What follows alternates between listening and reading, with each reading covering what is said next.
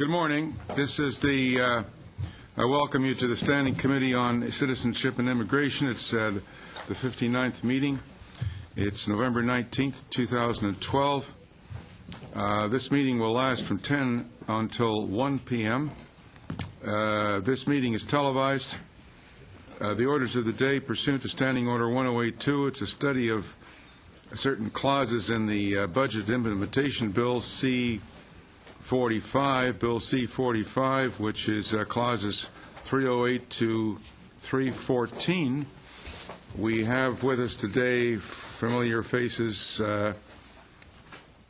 Mr. Linkletter and his colleagues. Mr. Linkletter is the Assistant Deputy Minister of Strategic and Program Policy. Good morning to you, sir, again.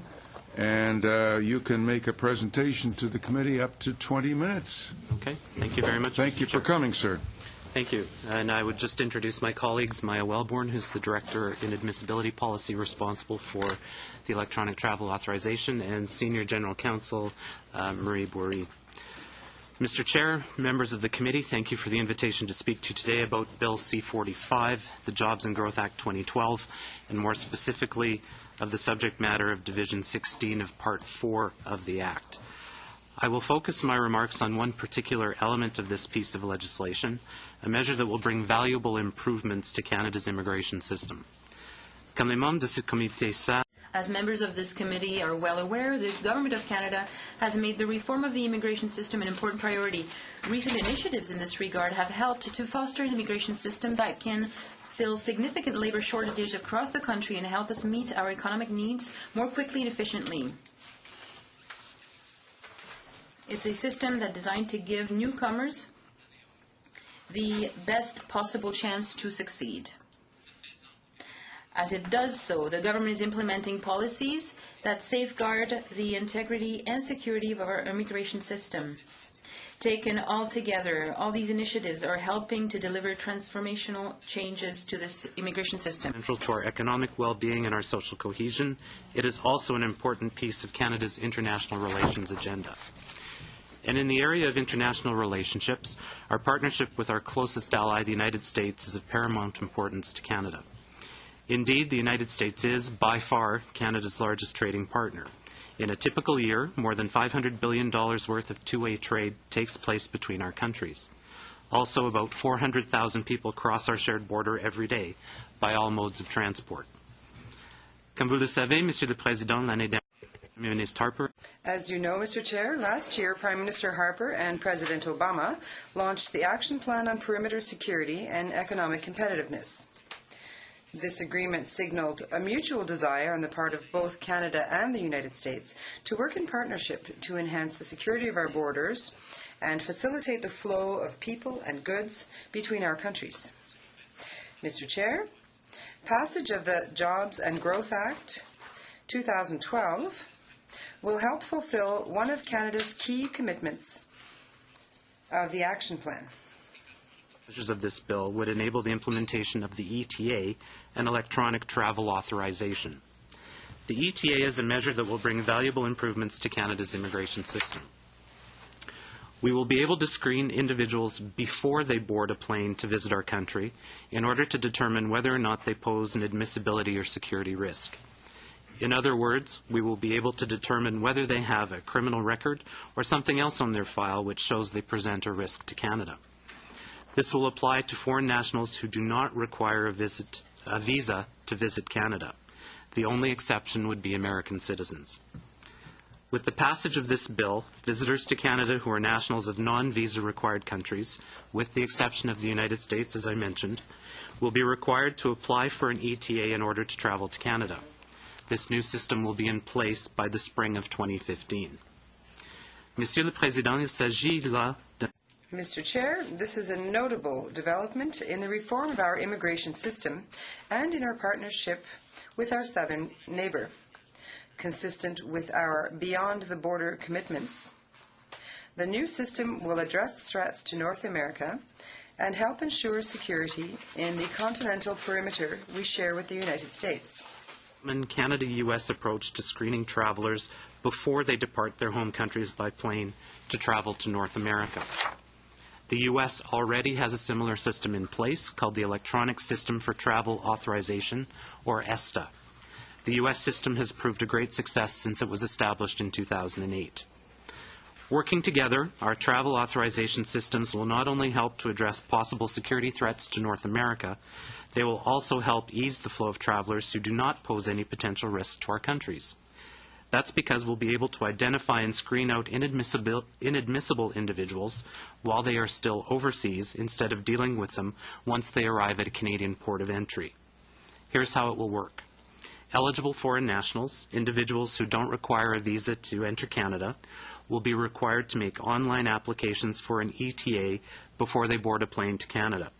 Our system will then check the traveler's information against applicable databases. Dans la très grande majorité des cas, nous serons In the overwhelming majority of cases, we will be able to grant travelers an ETA within minutes of applying. A small minority of applications will require additional scrutiny by Canadian visa officers. If a visa officer determines that any given applicant is inadmissible to Canada and therefore ineligible for an ETA, that individual will not be allowed to board a plane to this country. This new system is self-evident. It gives Canadian officials the ability to identify and screen out inadmissible individuals overseas instead of dealing with them only once they've arrived at a port of entry. This will have benefits in terms of reduced costs and resources required to process people in Canada. It could also speed up the process of entering Canada for low-risk foreign travelers. Once it is up and running, the ETA should also act as a deterrent to those inadmissible individuals who won't want their information verified before traveling. It will deter them from even attempting to travel to Canada. Monsieur le Président, il importe de souligner en Mr. Chair, it is important to stress once again that the ETA will only apply to those foreign nationals from visa-exempt countries. For travelers to Canada from visa-required countries, we will continue with the current process of requiring them to apply for visas before they can come to our country. Also, the ETA will not apply to U.S. citizens traveling to Canada, just as the requirements of the U.S. ESTA program do not apply to Canadian citizens. It's also very important to note that all collection, use, and storage of personal information in the administration of the ETA will fully comply with Canada's Privacy Act and the Canada-U.S. privacy principles. Chair, the government has demonstrated a strong commitment to strengthening the immigration system to make it truly proactive, targeted, fast, and efficient in a way that will contribute to Canada's economic growth and help deliver prosperity for the future. It has also put in place policies that safeguard the integrity and security of that system. Thank you, and we'll be pleased to answer the questions that members of the committee may have. Thank you very much, Mr. Linkletter. Mr. Meningakis. Thank you, Mr. Chair, and a big thank you to our witnesses. Mr. Linklater, welcome back. And I want to thank you also for the amount of times that you've been here. I find it very, I believe all my colleagues as well, find it very, very informative to have people from the department here, and your input has been very, very valuable. Mr. Linklater, we've heard from several witnesses, and I've been asking specifically on the ETA many times. Can you give us your assessment of how you think the ETA will help CBSA officers do their job? Certainly. Mr. Chair, I think it's important to understand how the process works now for individuals who travel to Canada who don't require a visa. They are able to board flights from points of embarkation coming towards Canada with very little in terms of scrutiny before they actually travel. The CBSA does receive advanced passenger information, but only once, in the common parlance, wheels are up. So once the plane has taken off, then manifests with information, tombstone data, is provided to CBSA so that they can have a good understanding as to which passengers are coming towards Canada. But, of course, they can only deal with the individuals once the plane has landed, and they can see the individuals in front of them at the port of entry. Now, at that point, if there are issues of inadmissibility, the individual will be examined by CBSA. They may choose to make a refugee claim, at which point they are into the system and would be allowed to remain in Canada for that claim to be heard if they're found to be eligible. If there are serious criminality or security issues, they would be found ineligible for a refugee claim, but still would be entitled to a pre-removal risk assessment and would go into the system for that. And in certain cases, if they posed a significant danger, they may find themselves in detention, and the review processes that take place in front of the IRB there. What we are proposing with the ETA is to push the threat and risks of those types of cases offshore. so that those individuals would not be able to even make it to a port of entry unless, of course, they have been screened through the ETA prior to departure.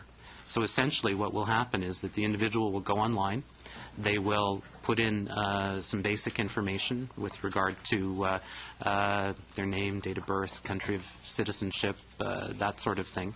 And the system will, I would expect about more than 90% of all cases, be able to turn around a decision electronically within minutes. This is what happens under the U.S. system. It's what happens under the Australian system as well, where the information is fed back almost instantaneously.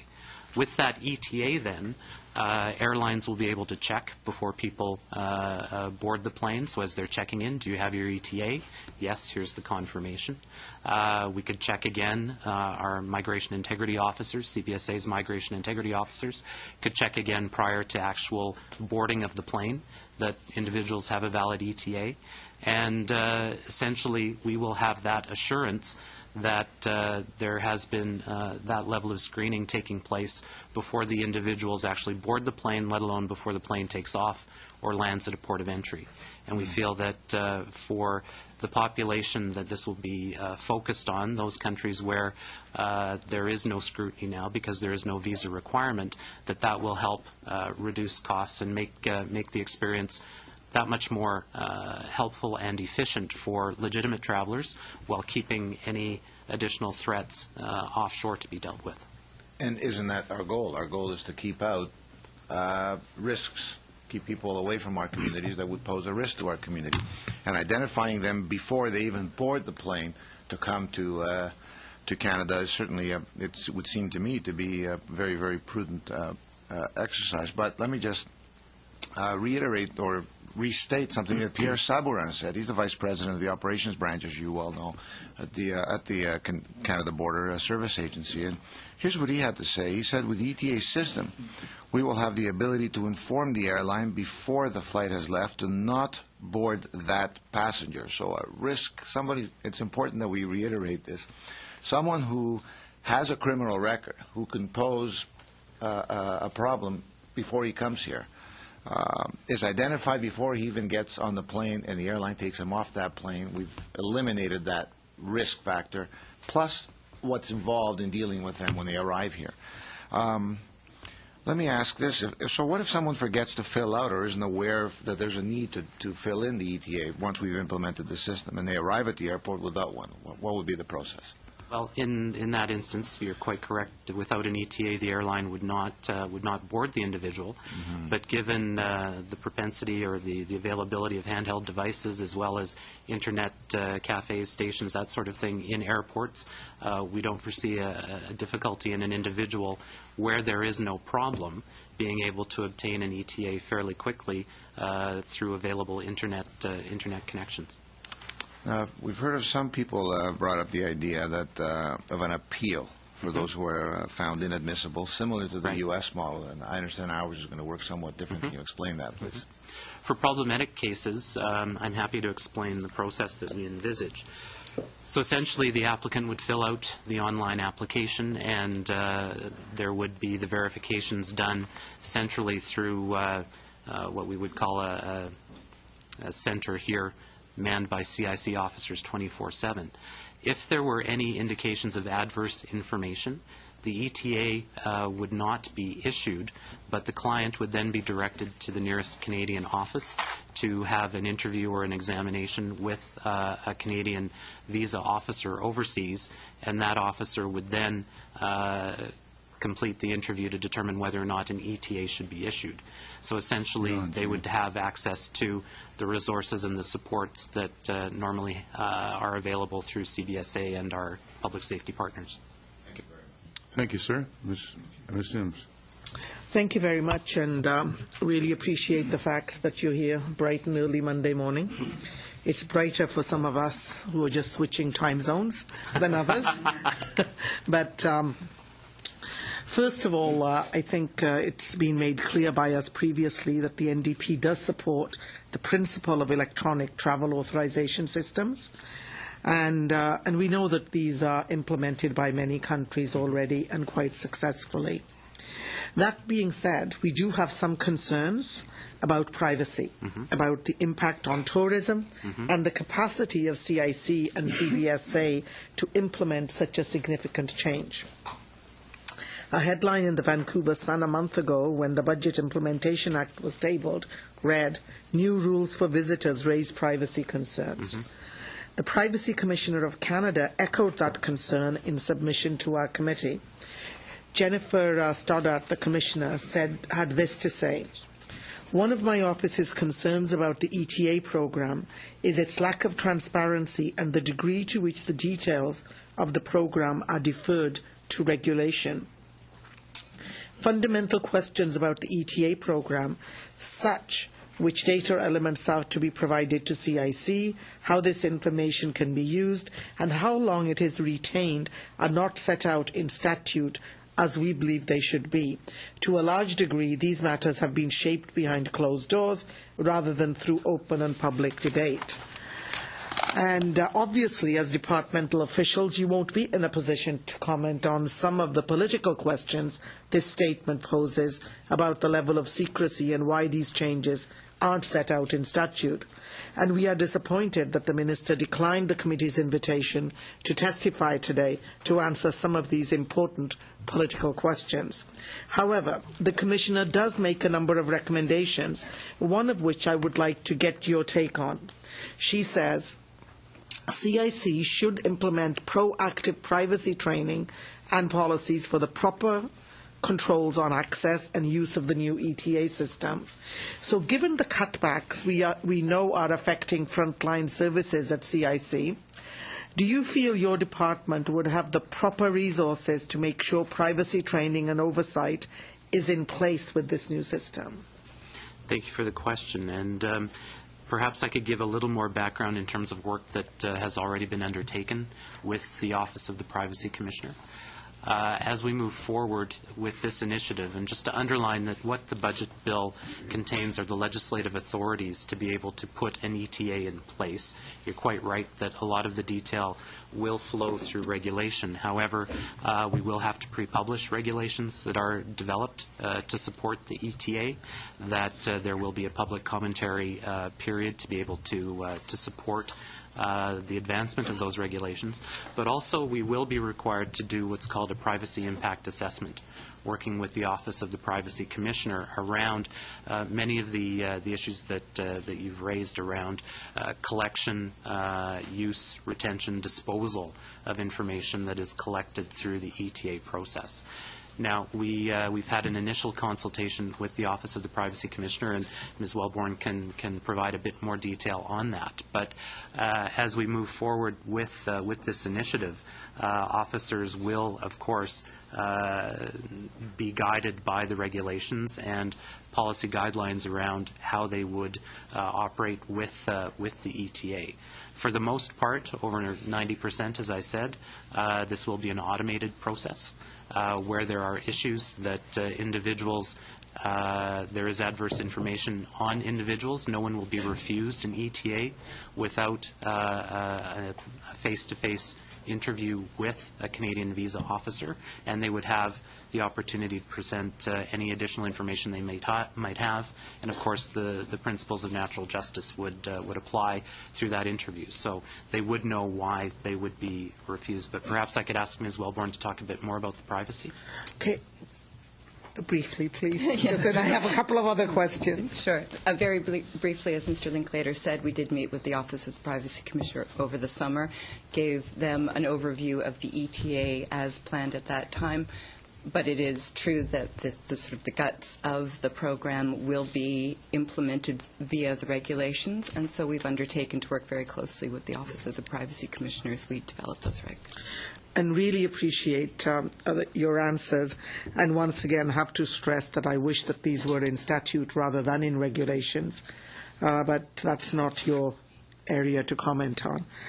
We all want to make sure that Canada is safe and secure from any potential security threat. I don't think anybody is going to say that anybody around this table doesn't support that. But when I look at these requirements here, it essentially is a new visa requirement from previously visa-exempt countries. Can you guys comment on what, if any, impact this may have on tourism to Canada? Combined with a high dollar, could this scare away potential visitors from our struggling tourism sector? Thank you for the question, and I guess you could term this as a type of visa requirement. We would look at this as a security screening opportunity to push risks and threats offshore to the extent possible. There will be a fee that will be required for the ETA. We think it will be nominal, a very small fee in comparison to what Australia or the U.S. charge, which I think range up to $20 for a 1 or a 2 year period for validity of an ETA.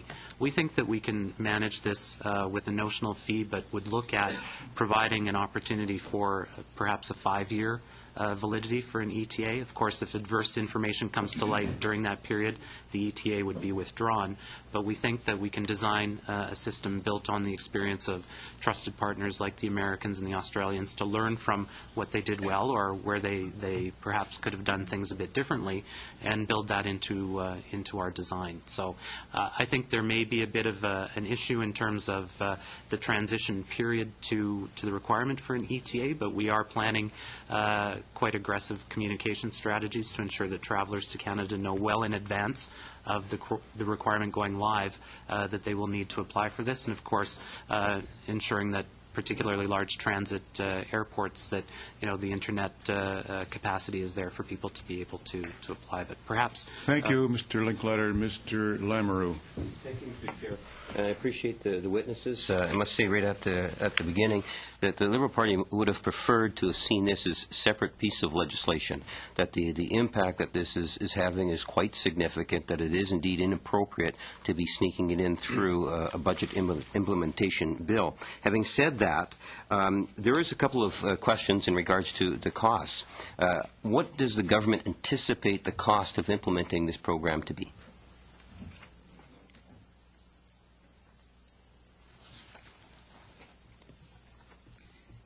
Well, as Mr. Linklater points out, it will be cost recovered. I'll make sure I have the details about the costs, but the idea is to ensure that there is no impact on the Canadian taxpayer. Yeah, I think it's important that we understand, given that no doubt one would think that the department has actually been looking at the details of this particular program. The minister just hasn't been forthright and transparent with Canadians in terms of explaining what is the cost.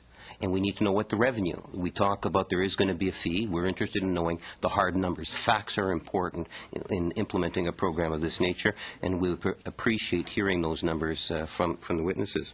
The other thing is in regards to how many individuals today, on average, can we anticipate that this is going to negatively impact? We talk about the majority. We have hundreds of thousands of people around the world that come into Canada.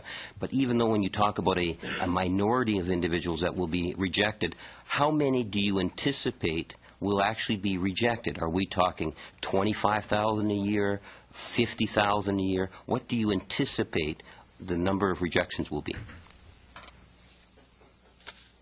Well, as part of our work around program design, there are a number of factors that we've looked at. We would anticipate that probably less than 2% of the current volume would be adversely affected by an ETA. So if we look at 2%, you're talking thousands of people worldwide that would be rejected, right? What sort of a turnaround time do you anticipate, and do we have the resources to enable them a timely process in order to be able to come to Canada? Yes, and in fact, as Ms. Wellborn said, we will be cost recovering the costs of this program over a period of time, but there will be initial investments that are required to be able to ramp up to build the type of supports that you're referring to. So an individual who has adverse information on their file and is directed to see a Canadian visa officer, we are, in our design model, ensuring that there are additional resources available for our operations overseas to be able to deal with those increased workloads. Now, those individuals that are having to go through an appeal, are they going to have to pay additional costs? No. So it would be a standard cost. So do you have a sense of what the appeal system is going to cost the government? Well, we are, as I said, we are looking at additional resources for the operational network to be able to deal with added volumes of potential interviews where we're not doing them now. Sure. Because these are visa-exempt nationals. Okay. Right? Again, Mr. Linklater, only because of limited time, I would appreciate hearing those actual numbers, whatever you might have in terms of the department. The other question is in regards to the overall data. There's a phenomenal amount of data now that the Canadian government's going to be collecting. We're interested in knowing how long you're going to be retaining that data, and do you plan on sharing that data that's collected with the United States or any other stakeholders? There is no plan at this point to share the information beyond Canadian agencies that are responsible or have a role in the processing of visa applications today. Are you able to provide us what information you're going to be requesting over the Internet beyond just name, address? Mm-hmm. We can do that. I'll ask Ms. Wellborn to speak to the detail. It's essentially the same kind of information that would be asked of a visa-type application, and essentially the purpose of the information being requested is to determine an individual's admissibility to Canada. So while we haven't designed the form at this point, and we'll figure out the details, it's essentially similar kinds of information. So it's fair to say we can anticipate whatever it is that you would be filling out for a visa application, visiting visa application, is in essence what you're going to be requested. So you're talking about a maybe 15-minute type application to fill out? Our goal is to make it as light touch as possible, and as I say, we haven't come to ground exactly on what information, but we hope to make it as user-friendly and straightforward as possible. Thank you, Mr. Lamoureux. Mr. Opitz. Mr. Chair, and through you, I would say, Mr. Linklater, that this is actually the appropriate level of consultation for this topic. We've scheduled 6 hours for essentially 4 paragraphs, and this has been referred to us from the Finance Committee. And so because this is televised and coming out of that, what we took from them will help us guide the work that we do, particularly through the regulatory process. But as I said, we did undertake to work very closely with the OPC. I think the crux really will be in the privacy impact assessment. That is the document that really frames how, when, what we will do with the information that we receive, what kind of information we'll be asking for, how it will be used, retained, disposed, so that's where it gets really nitty-gritty, and we have undertaken to work, as I said, very closely with the OPC on that element particularly. That's great. Mr. Linklater, he said if somebody was refused at a foreign port, and they have the opportunity to then talk to a live Canadian person, so that default is there. Where the machine fails, the human being can then step up and take over. What about if it's a case, for example, of somebody who has the same name of a known criminal or a terrorist? How's that dealt with? Again, if there is a need for further information or clarification, the individual would speak to a visa officer to be able to clarify. Perhaps just taking a step back, the process with the what we would call a triage center here in Canada would be that that would be manned 24/7 or staffed 24/7, and if there were issues like this that came up, there would be a human intervention in Ottawa, and perhaps that intervention could clarify through conversations with our security partners whether or not this was the individual who was in question with the same name, or if it was a bit of an identity issue, in which case Ottawa, the triage center, could authorize the ETA without the individual needing to speak to an officer. If there was still confusion after the triage center engaged with screening partners, then there would be a request for an interview with a Canadian visa officer. But a method of redress exists, and I Absolutely. think that's outstanding. Do you think that ETA would potentially help identify residency fraud cases? Well, this would not apply to permanent residents or Canadian citizens. However, we are working with the Border Services Agency, again, under the rubric of the perimeter strategy on an entry-exit information system, and that, which is actually being piloted now at 2 or 4 ports on the land border, once it's expanded to the air mode around 2015, 2016, that will be an opportunity for the Government of Canada to be able to have a better sense or better information around the residency requirements being met by permanent residents. Okay. Now, as we establish this for ourselves, how are we sharing best practices between the U.S., the Australians, Great Britain, and New Zealand? Well, in fact, my team and I had the opportunity to go and visit both the U.S. team responsible for ESTA and the Australian Immigration Department and talk very sort of in depth with them about their experiences in setting up those two systems. Particularly with the U.S., we spent a very helpful one full-day session with the Department of Homeland Security, and they took us through their experience in setting it up, how they went about it, communications, IT solutions, and so on, and that was very, very helpful. And again, equivalently with the Australian government, they were able to share a lot of best practices. Right. Can you, Mr. Linklater, tell us about, if we don't set this system up, what are the long-term impacts to Canada? Well, I think as we see where other countries are going, and particularly the United States, who've had ESTA since 2008 and have had good success with that, from which we're learning. I think a clear example would be issues related to refugee claimants. And under the current system, we estimate that the cost to Canadian taxpayers for a negative or a rejected claimant run to about $50,000 a year in terms of access to social services, welfare, that sort of thing. With the new system that's coming on board as later this year, further to Bill C-31, we would expect those costs to go down given the shortened period of time that individuals are in Canada, but it's still a significant amount, $29,000, $30,000 a year. With ETA, if there are questions around legitimacy of travel or intent and an ETA is refused, then that's a cost avoidance of $30,000 per refugee claimant under the new determination system. Now, a lot of this you said is going to be applied to people before they apply or jump on an aircraft. Mm-hmm. Is there other methods of transport that this is going to be applied to? The initial program design is only for the air mode. Mm-hmm. I think at the land border, as we start to look at the volumes of individuals who are passing across the border, that's where the cooperation with the U.S. Is so essential to see an alignment between Canada's ETA and the U.S. ESTA to ensure that once in the perimeter, security risks are absolutely minimized for crossing the 49th parallel, but to really push the risks offshore outside of continental Canada and the United States. Thank you. Mr. Linklater, you indicated that the results would be known within minutes of applying. Mm-hmm. You did that. So if I'm from a country that doesn't, we don't require a visa from, so that person goes to... Public, I would suggest that this is a pretty transparent process.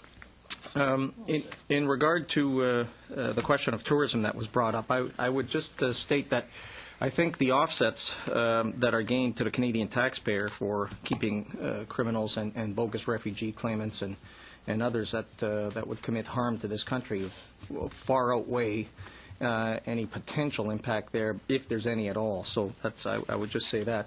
Ms. Welborn, I want to give you an opportunity to elaborate and clarify some of your discussion with the Privacy Commissioner in a little more detail.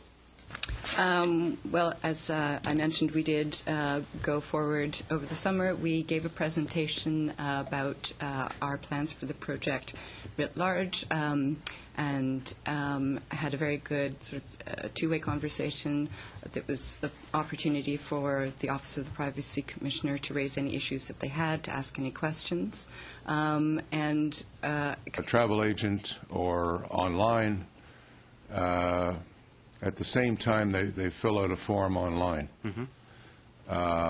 And if they go to an airport to buy a ticket at the last minute, that's still possible. Yes.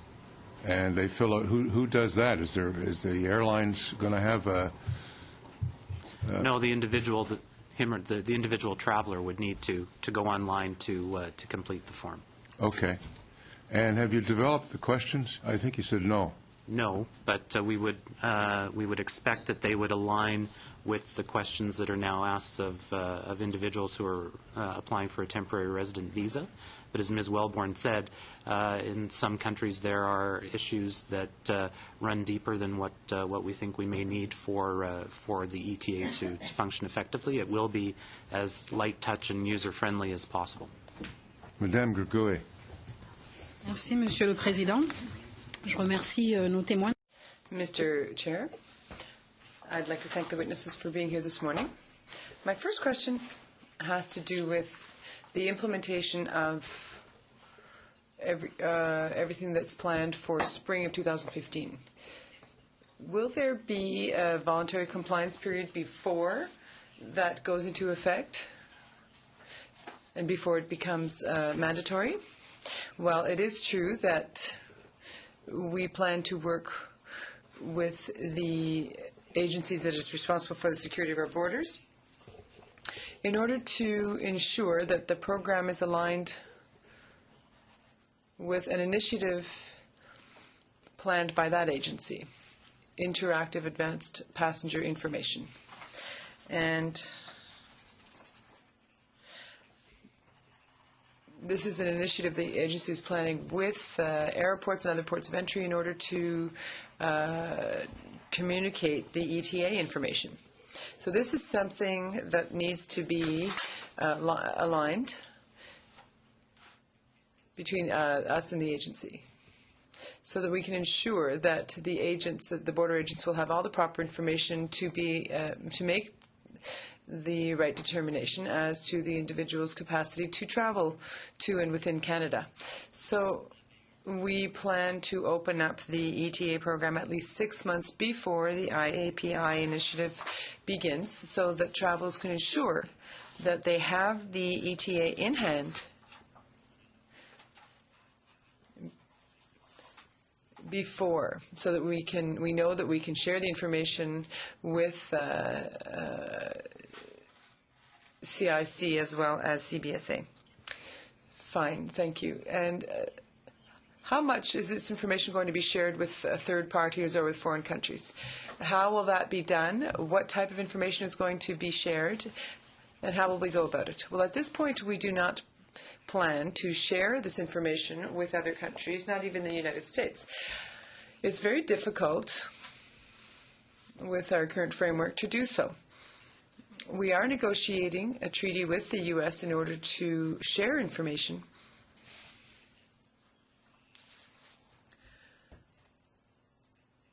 about people who are requesting visitor visas. But to broaden these proposals, we're going to have to reopen our treaty and add that information to it. All the information we currently share with the U.S. under the heading of the perimeter strategy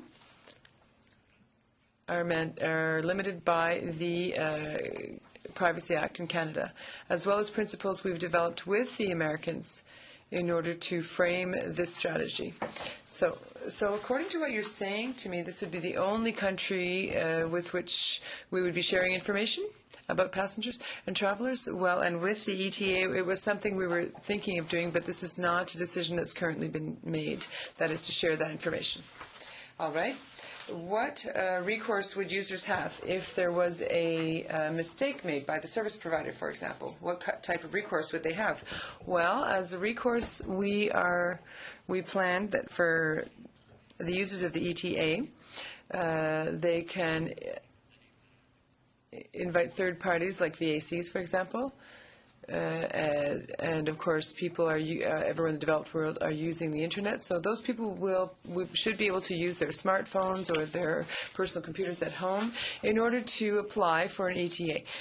If there's a problem with the information, or if you need to search for other information, there is a triage center here in Ottawa, and that is the first step. So someone there will review the information about that individual, and that will determine, and we will determine together with our public security colleagues whether the information was erroneous or if we can rectify the situation. And If so, then the triage center is going to issue the ETA for Canada. And if they need more information to clarify the situation, the person in question will be directed to other visa services that are available abroad and deal there with a CIC agent. Merci bien, Monsieur le Président, et bienvenue au... Thank you, Chair, and I'd like to welcome our witnesses as well. Intrigued by what you're discussing this morning. Coming from a riding where tourism is such a key economic driver, and referring to what you said in your opening remarks, Mr. Linklater, that the part of the focus is to make sure that the changes we're making are in sync with the economic needs of Canada. I have ongoing discussions with Whistler Tourism and the Canadian Tourism Commission, and in fact we'll be doing a town hall on tourism in January to see how our government is doing in areas that relate to what you're talking about this morning. I'm wondering what your expectation is on the impact of this electronic travel advisory on tourism. Certainly, any time we bring in a new regulation, those in that business ask us, are we helping the tourism business, or will it be an impediment? You've obviously thought this out. Can you elaborate on your responses? I think we have had initial conversations with industry around the ETA and how it will have an impact on them, in particular the airlines. I think the critical, one of the critical aspects of our work will be working with our partners in the private sector, particularly the airlines, around how they can benefit as much as possible from the ETA. So in terms of ensuring that passengers who have an ETA are facilitated through their arrival once in Canada, if they've been screened overseas, and these are questions that we need to work through with the industry and with CBSA, what sort of reception is required at the port of entry if they are a valid ETA holder? Do they need to talk to a border services agent? Maybe not. Could we use kiosks to record entry into Canada as opposed to a conversation and a passport swipe by a BSO? I think we could be much more creative in terms of the facilitation aspect for holders, legitimate holders of ETAs, once they arrive in Canada, given the pre-screening that takes place overseas. So let's drill down. Someone in the tourism business likes to think of large groups that come to Canada. And if you're going to succeed in tourism, you want to be making sure that the Business Persons Association of Ohio is thinking about coming to Whistler rather than going to Aspen for a conference. Do you think that it's going to be an advantage to the human resources person in that group or the organizer to be able to get these things done in advance? I chose the wrong one because you should have chosen a group, Europe or Asia. Absolutely. I think a number of issues that we have that are irritants for the tourism industry relate to people who do have criminal convictions or there are security issues that need to be addressed, but those are only determined once they arrive at the port of entry. So they're examined, they may have to go to secondary, they're inconvenienced, only because the information comes to light at the very last minute. And because we're making these changes, that will remove those impediments and make a conference or a tourism organizer perhaps more confident than he or she can get the whole group on board the plane into Canada, spend their valuable tourism dollars here. Okay. Now, you talked about this a little bit, but again, can you elaborate? How do we inform our targeted tourists, our visitors, well in advance so that we don't have unhappy surprises? Right. Well, we will be planning fairly aggressive communications around the launch of the ETA, and we think that there will be about a 6-month period between the ETA being available for application and its actual use by airlines through the the IAPI system that CBSA is advancing under the perimeter strategy. So the two, ETA will sit on top of the IAPI architecture, which is actually the connections to the airlines at the desks in airports around the world. And so we'll be mounting very aggressive communication strategies in key markets. We also have a very regular dialogue with the Tourism Commission. They're quite interested in our visa processing issues. The minister has met with them. My colleague Don Edlund on the operations side of the department is pretty much integrated into their consultative committee. And so we'll be able to use that network as well to get the word out well in advance of the go live for ETA. Thank you. Ms. James. Thank you, Mr. Chair, and welcome to our guests that are here this morning. I've listened to the speech, and we have your notes here as well, and I've got a couple of questions I need to ask. But the first question I need to ask is, would you agree that currently there is limited capacity to screen individuals from visa-free or exempt countries who come to Canada? Yes, I would agree. There was actually a gentleman that was before our committee on March the 6th, and he indicated that, and I'm going to quote this, security abroad of people coming to Canada is essentially non-existent. That is the most serious threat in the broader term. Would you agree with that? If there is adverse information available, it's certainly likely not to be shared with airlines. And so if an individual who is of concern does manage to board a plane, the first point of contact is the port of entry. When we talk about visa-free or visa-exempt countries, what countries, if you could list a few, that we're actually talking about? There are about 50. The United States is a key one.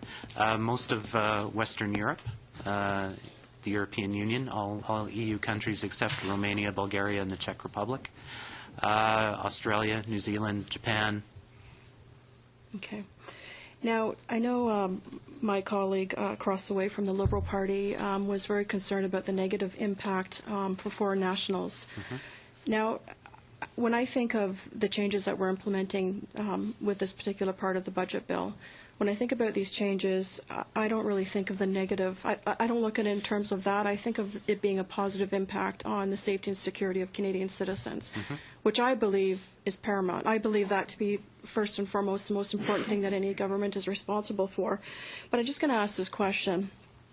Do you believe, if a foreign national wants to visit Canada, do you believe it's a burden for them to have to fill out an application? Well, we have a very robust visa system now, and we know that in key markets like China, India, Brazil, the numbers are skyrocketing. People are continuing to apply for visas. That's why we're expanding our visa application center network to help deal with some of the growth in volumes. But we have seen year-over-year growth, double-digit in some markets, given the attractiveness of Canada as a destination. Do you think that the average Canadian would consider it to be an issue for someone who wants to visit Canada to actually have to fill out and apply for an ETA? Well, I think if there are opportunities to add to our toolkit to be able to manage access to Canada and to reduce threats, I think it makes sense that those types of initiatives be advanced. Thank you. Now, I've heard a number of colleagues talk about cost recovery, and I think you mentioned that there was some cost recovery, but you didn't have the exact figures. Are you referring to the fees that are charged? That's right. So the fees itself will actually pay for the system? Over time, yes. That's good to know. Thank you. But there's also other costs that are involved, and I know there was concern about the negative impact or the costs associated with screening people ahead of time. It's cost recovery, so that's good to know. That would be built into the fee. But what are we actually gaining in terms of costs by preventing someone from actually arriving at our border and having to actually deport them, remove them, or even escort them out? Well, as I said, in terms of rejected claimants, under the new system that's coming on stream toward the end of the year under Bill C-31, we estimate taxpayer costs at about $29,000 a year for a failed claimant. So if we're able to address a number of those issues, particularly from countries that are visa-free, Hungary, for one, where we do have a large influx, or have had a large influx of refugee claimants from a country without a visa. The ETA is another tool to help us manage those pressures as well. Now, you've mentioned Bill C-31, which has to do with the bogus refugee claimants, but we actually had someone from CBSA here back on February the 14th, and he talked about general costs in terms of removing someone from Canada at $1,500 just to remove them, and I believe it was $15,000 if you had to have someone escort them out of the country. So it's interesting that you've mentioned the large costs associated with Bill C-31, but outside of people coming to Canada and just claiming refugees when they're not, this ETA system will actually provide general savings in all different areas. Cost avoidance, yes. Thank you. Thank you. Ms. Freeman. Merci, Monsieur le Président, et merci à nous. Thank you, Chair, and thank you for the witnesses who are here today. Well, I'd like to know for C-45, is the ETA, what will the what recourse will there be if there are errors in issuing the ETA? Well, if I've correctly understood your question, you mean if we receive information after having issued an ETA? Yes. Well, it's very rapid. The information will be entered into the system very quickly.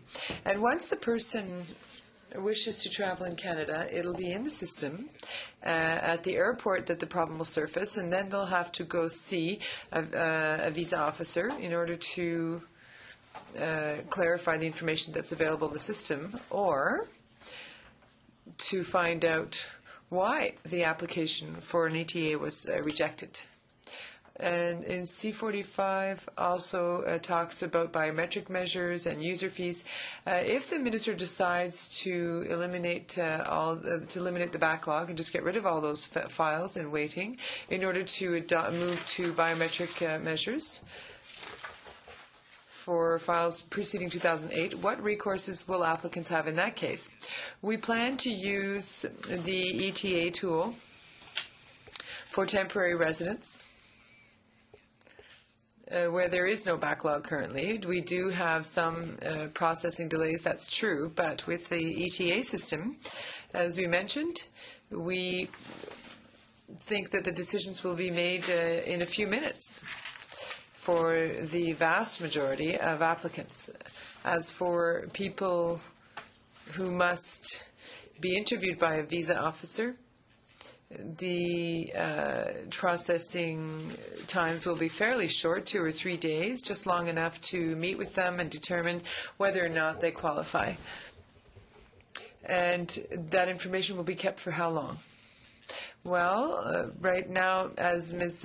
Welborn mentioned, we're currently working with the Commissioner's Office as to the personal information and privacy aspects of these issues, and to decide how long we will be able to keep the information, the way that we are going to use the information, and whether or not we're going to share this information, as I said, potentially with the United States, and the way that we would go about doing so if we do. And will that information be shared with Parliament? I imagine that the systems are going to be kept. No, what I mean is, will the information as to how you're going to proceed to share the information, etc. Yes, absolutely. We are quite ready to share the various stages of development with the committee. And as to the user fees, all departments must run their user fee and associated costs to them, including screening measures, biometric measures. If those measures are those measures going to be exempt from the Act? Well, they will be guided by the User Fee Act, as well as the Financial Administration Act. We cannot generate revenues that are greater than the costs that we charge people, or what it costs us to manage the system. So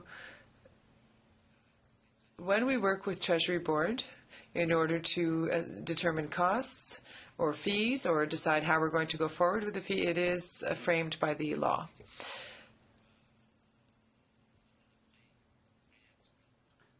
With respect to the current fees we charge for ETA, that has not yet been determined. We are discussing all of that with Treasury Board, but I'd like to emphasize that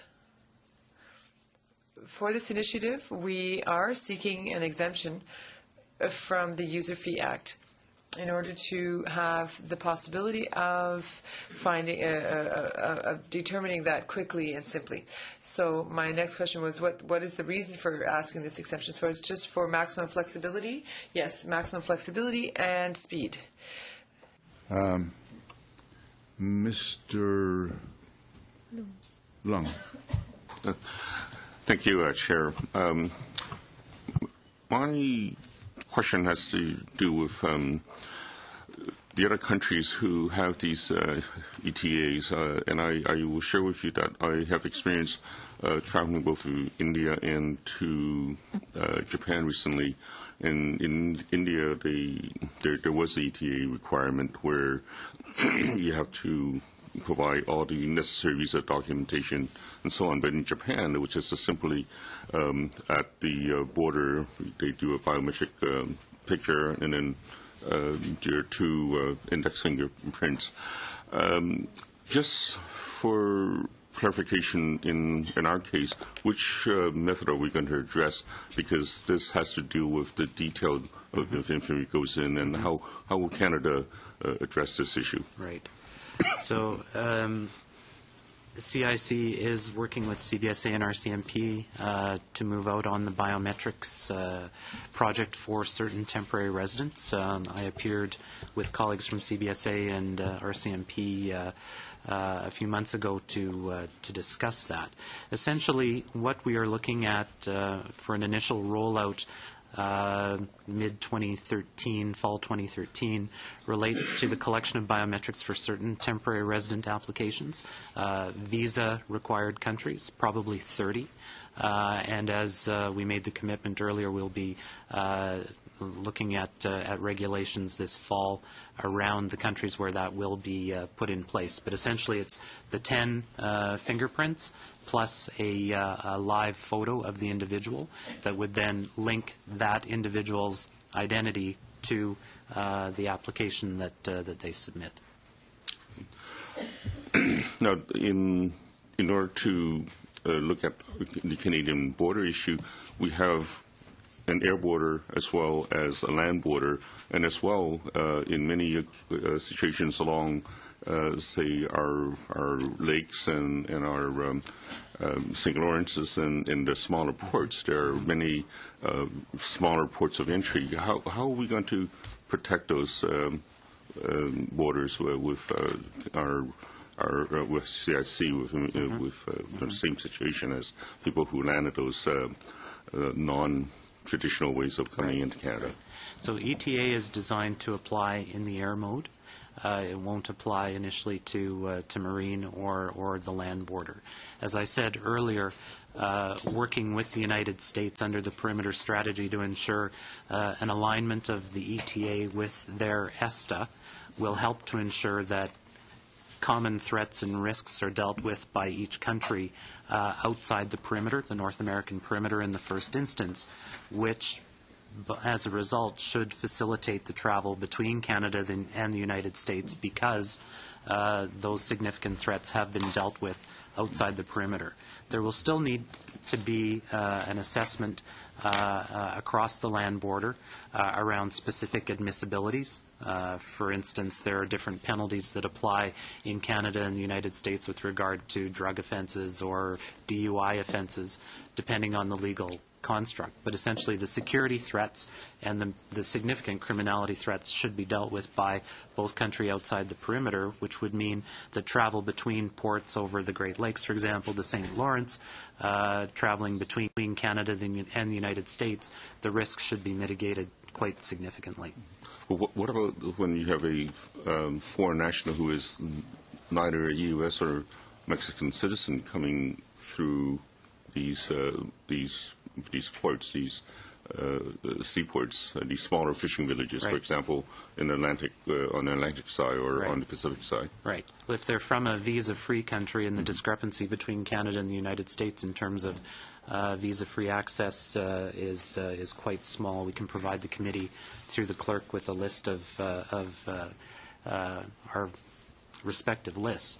But essentially, each country will have screened individuals who have entered. For example, if someone from France has an ESTA and is visiting the United States, they would also need the ETA to then visit Canada. If they crossed at the land border, we would expect that the ESTA review by the United States would be robust enough that we would then be able to focus on that very small population through individual examinations as we do now. Thank you, Mr. Long. After the ETA is implemented, would inadmissible people still be able to enter Canada on a temporary resident permit, or would their inadmissibility make them ineligible for an ETA and prevent their travel in Canada? A TRP would still be available for individuals who are found to be inadmissible. Mr. Dijkstra.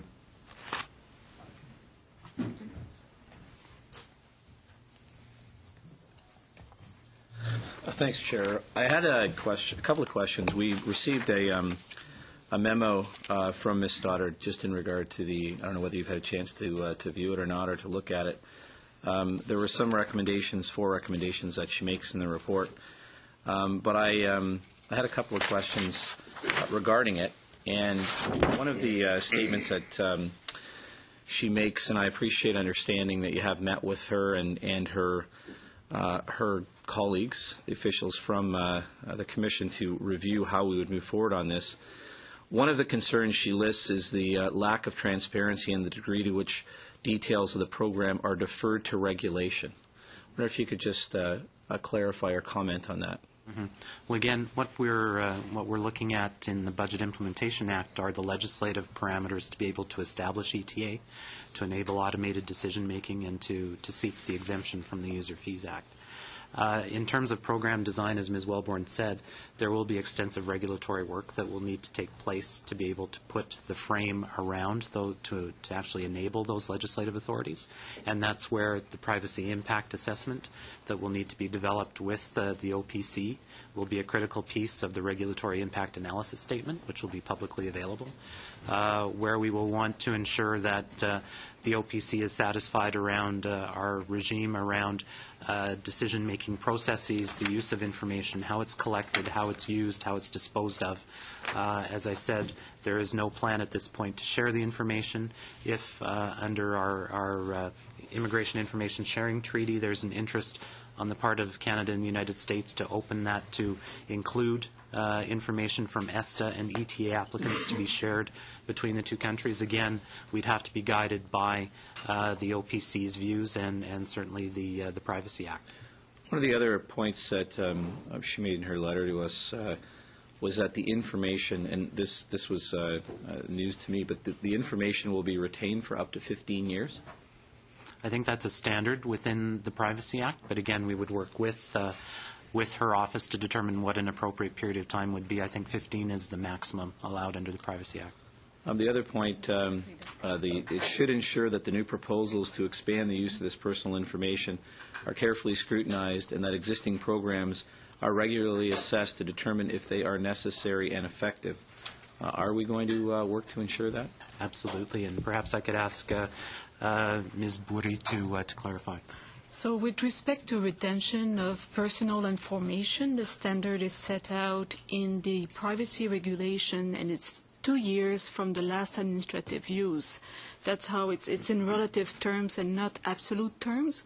So the information may be collected on day X, and in terms of the last administrative use, it's a use by the department in order to make a decision. So the decision can happen closely after the application is made, but there can be some other interaction throughout the life cycle of the information.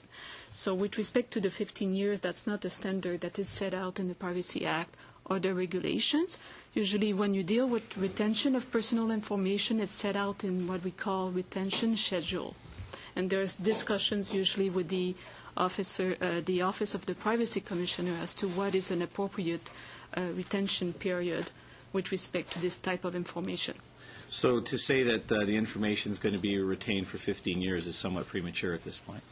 Well, I would think that it would be subject to discussion with the OPC, and also it's in relative terms in terms of what would be the retention period now for personal information collected for the temporary resident visa application.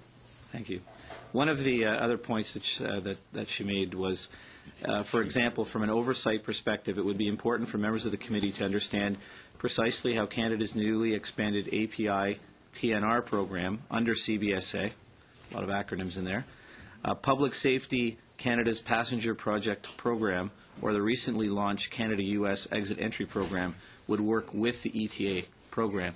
I think what she's obviously suggesting is, how are we going to make sure that all of the additional programs, safety programs, travel safety programs that have been implemented are going to work consistently and on a regular follow-up basis to ensure that we aren't, number one, serving a lot of duplication, and the other, that we are working with each other from a cross-government perspective rather than in silos. That's right. And in fact, in terms of security screening around immigration applications, whether temporary or permanent residents, CIC applies indicators, but we work very much and rely very much on our public safety, our security partners to assist with the screening of individuals, CBSA, CSIS being the critical partners with RCMP. Thank you. Ms. Itzabahisan. Thank you, Mr. Chair, and thank you to all of our witnesses for being here. I have a quick question about accessibility of it. So from what I understand, if you don't do it online in advance, to apply for your ETA in advance, then you're planning on having the airport kiosks or whatever, which is great. So for people who don't have access to internet, so rural, remote communities from already visa-exempt countries, they basically have to pack themselves up, go to the airport, and then hope that they're going to be able to go through? Is that how it works?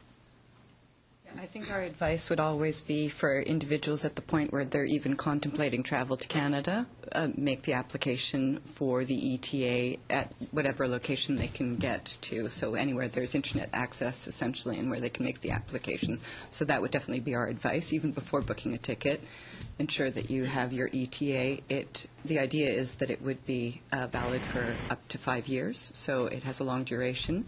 Get that first. We recognize that there will be situations where individuals have to book last-minute travel or for whatever reason, in which case we're saying, given that we're assuming that the vast majority of applications will be approved automatically within minutes, it could be done at an internet cafe at the airport, en route to the airport, what have you. Not what we would recommend, but recognizing that there are so cases. for someone with a mobility issue, so if, for instance, I live 6 hours away from the closest airport, or in a community that doesn't really have internet cafes, then I have to make that special trip to an airport kiosk 6 months before I even buy my airplane ticket to go apply to find out, wait that 1 minute and then drive another 6 hours, or hire somebody to drive me back for another 6 hours so that I know whether I'm going to be able to qualify to be able to buy my airplane ticket. Is that basically the situation? Well, I think that likely, like like an individual who's working with a travel agent, for instance, if they haven't already got their ETA, could work with the travel agent who will certainly have internet access to apply for the ETA at that time. So it's extra costs and extra burden for, I guess, somebody who may have a mobility issue, or seniors, elders in the community who may not be computer literate, or even young people who may not be computer literate. It just seems unfair for those people. Moving on, about the exemption. How will public scrutiny or government transparency be ensured if the service fees for ETAs and biometrics are exempt from the User Fees Act?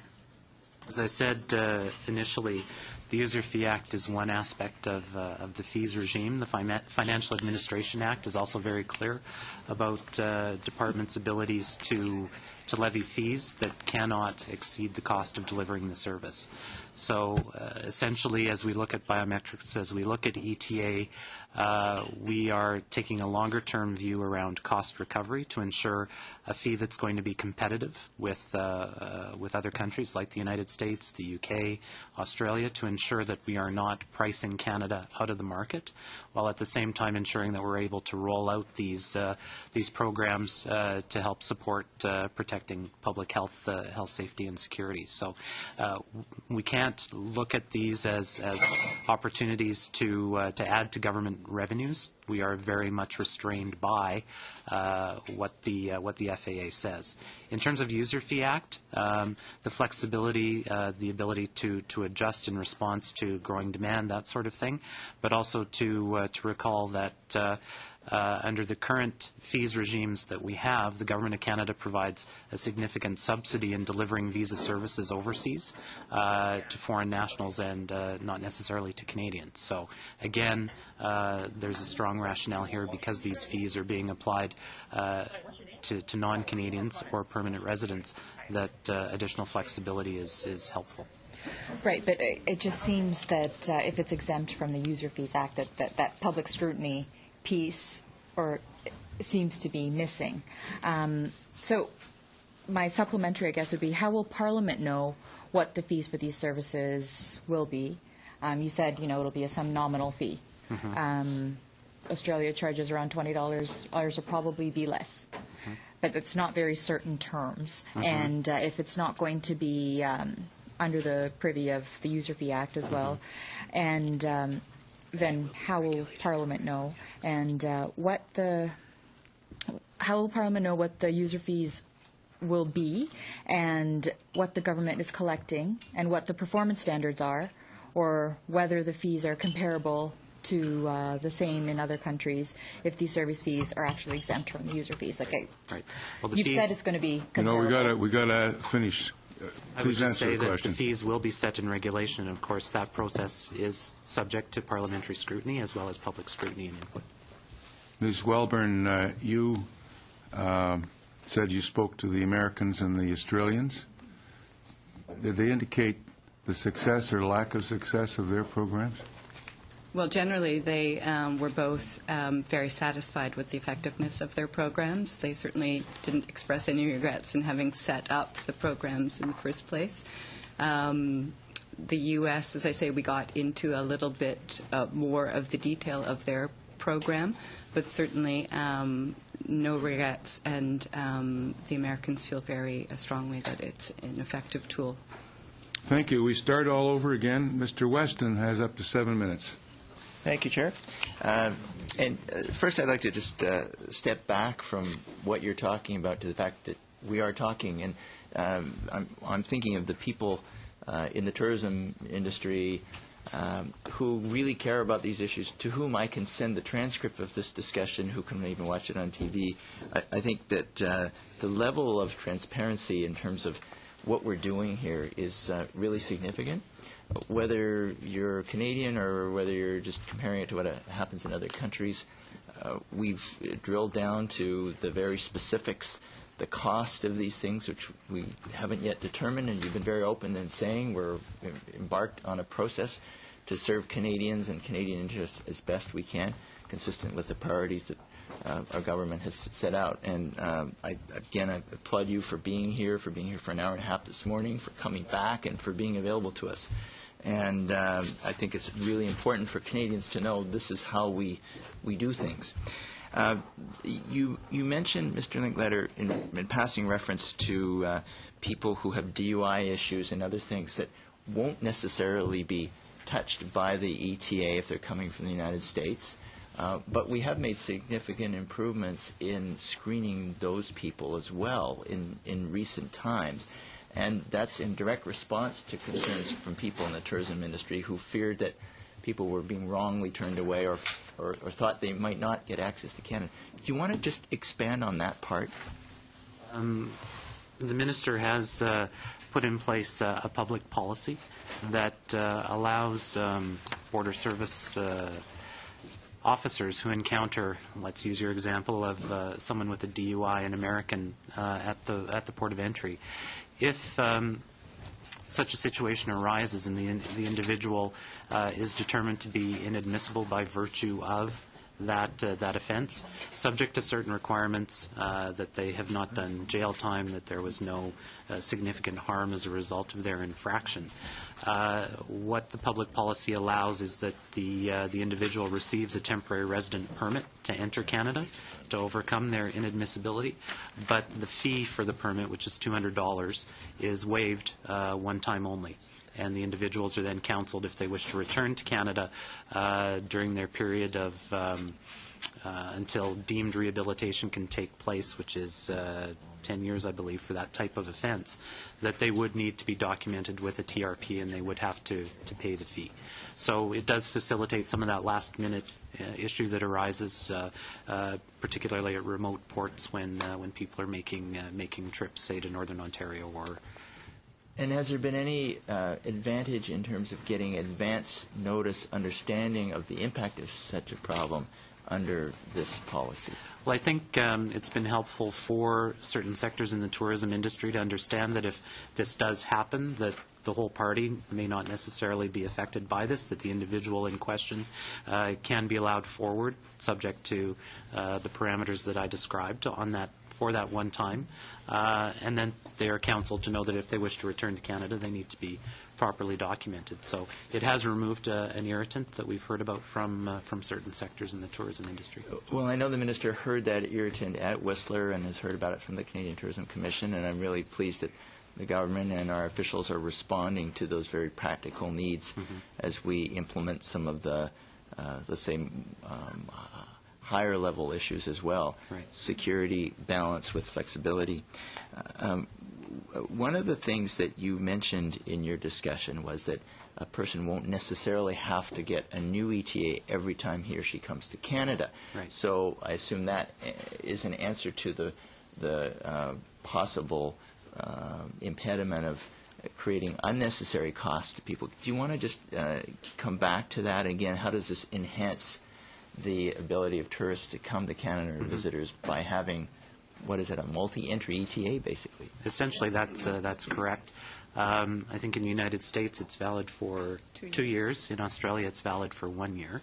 We think that a longer period of time that corresponds with where we want to go and have been going on the temporary resident visa side by issuing multiple entry visas for maximum validity of 10 years if the passport allows it, it only makes sense in terms of client service and being facilitative for travel to Canada for legitimate travelers. And so a multiple entry or a long-term duration ETA makes sense to us, that of course can be withdrawn if adverse information comes to light during that period. Alors, ce que j'entends, c'est un bon équilibre entre les besoins de sécurité. Also, the security needs and the need to attract tourists who are so important for our economy. Yes. And we're trying to strike the right balance so as to have the capacity to review the risks before this person's arrived in Canada. And this is also why we're aligning with the United States strategic orientation and the perimeter strategy.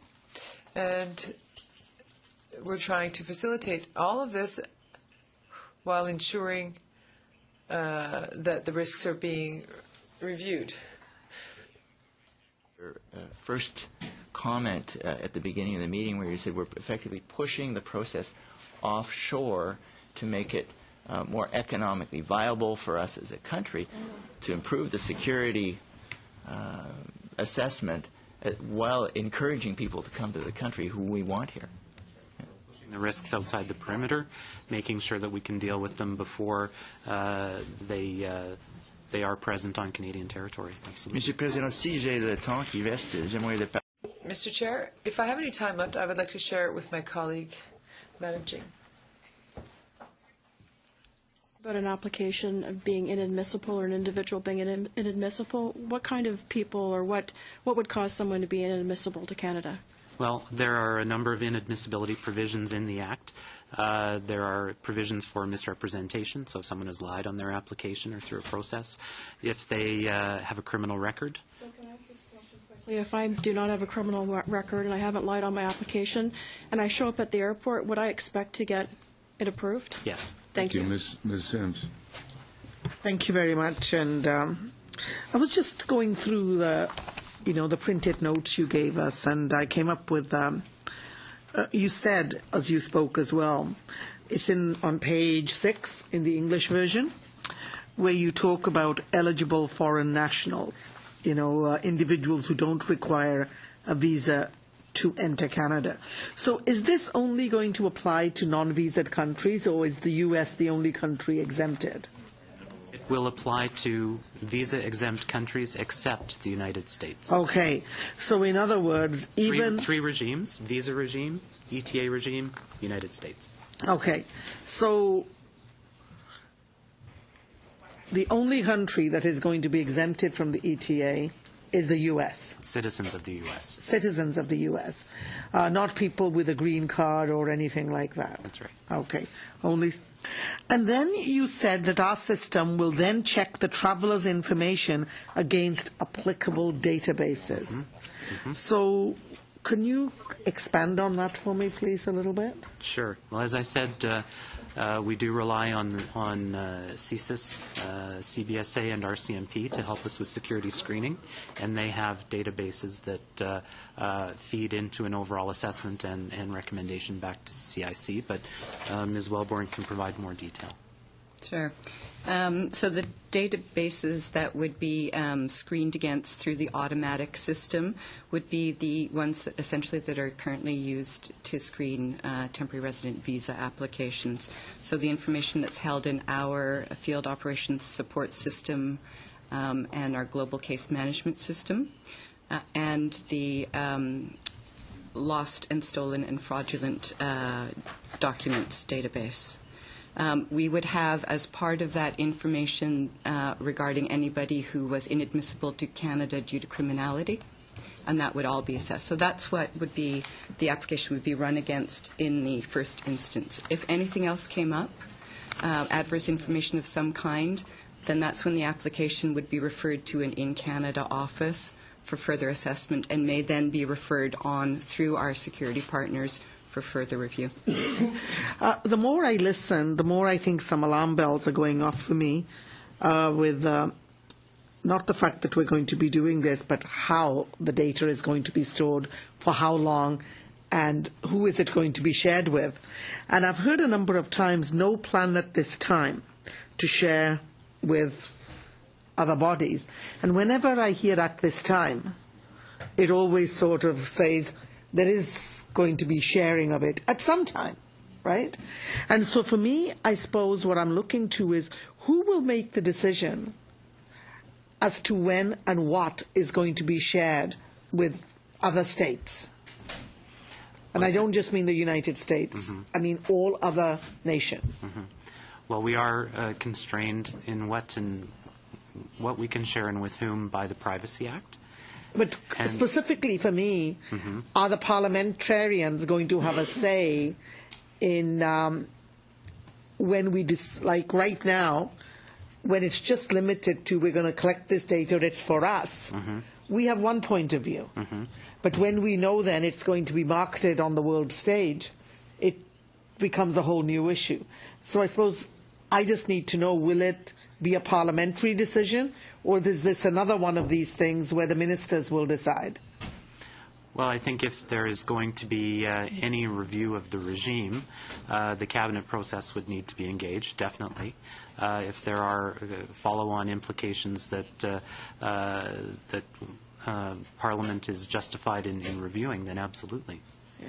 I suppose I've got these huge alarm bells are ringing even louder about the amount of power that rests in regulations and ministers, and the parliamentary oversight then just isn't able to be there. And I know I heard my colleague across the way say we're going to be looking at 3 paragraphs for 6 hours. But I'm talking about all the things that we don't know yet, and yet we're going to be voting on this. All the things that still have to be developed and the futures that are going to change things quite a bit. Now, the Privacy Commissioner, I know that you've had very lengthy discussions, and I really appreciated hearing that. But has the Privacy Commissioner actually looked at this and made a ruling, done an assessment? I think, as Ms. Wellborn said, the initial engagement has really been about the concept of ETA, helping the Commissioner and her staff to understand what we have in mind in terms of comparable systems in the U.S. and Australia. Okay, and beyond that, to ensure that her office is engaged every step of the way as we develop the privacy impact assessment and the regulations that govern how this will function. Well, considering the pace at which things move, and I know that I have some concerns that once again we're going to be asked to vote on something where we don't have the information from the Privacy Commissioner. And as I'm talking, I'm beginning to think, how could she when you haven't even developed the questions yet? Right. Those are still being worked on. Part of this, what this bill relates to, are the enabling statutory authorities to set up the regime. To actually have the regime come into force, it will require the regulations based on the PIA, based on the collaboration with the Office of the Privacy. So once again, it goes to the point I was making about the lack of parliamentary engagement and oversight, because we're going to be giving you this according to this, and then Parliament will vote on a gargantuan budget bill, so-called budget bill, and we'll be making decisions without having a report from the Privacy Commissioner, without knowing what the questions are, and with a big question mark as to who is going to have access to this information at some time in the future or not. Not your issue, but I just needed to get that out there, so I really appreciate that. Thank you, Mr. Lamoureux. Oh, I have loads more. Mr. Chair, you know, I want to go back to the user fee, because, Mr. Linklater, you say that it'll be a nominal fee. Does the minister have a sense of how much that nominal fee is going to be? We are working with Treasury Board around the costs of this initiative, and those have not been nailed down and finally determined. As I said, once we've been able to work with Treasury Board around the impacts of and the scope of this, coming back to your point around resources available for interviews to be held in the field and that sort of thing, then the fee would be established through regulations. When a department brings forward a program, is there not any sort of expectation that they would have a sense of what the actual cost would be? Absolutely. And as we work with Treasury Board around the scope of the program, do we have the right number of additional officers lined up in the field to be able to deal with potential refusals, that sort of thing? All of that has a bearing on how much we can charge for the fee.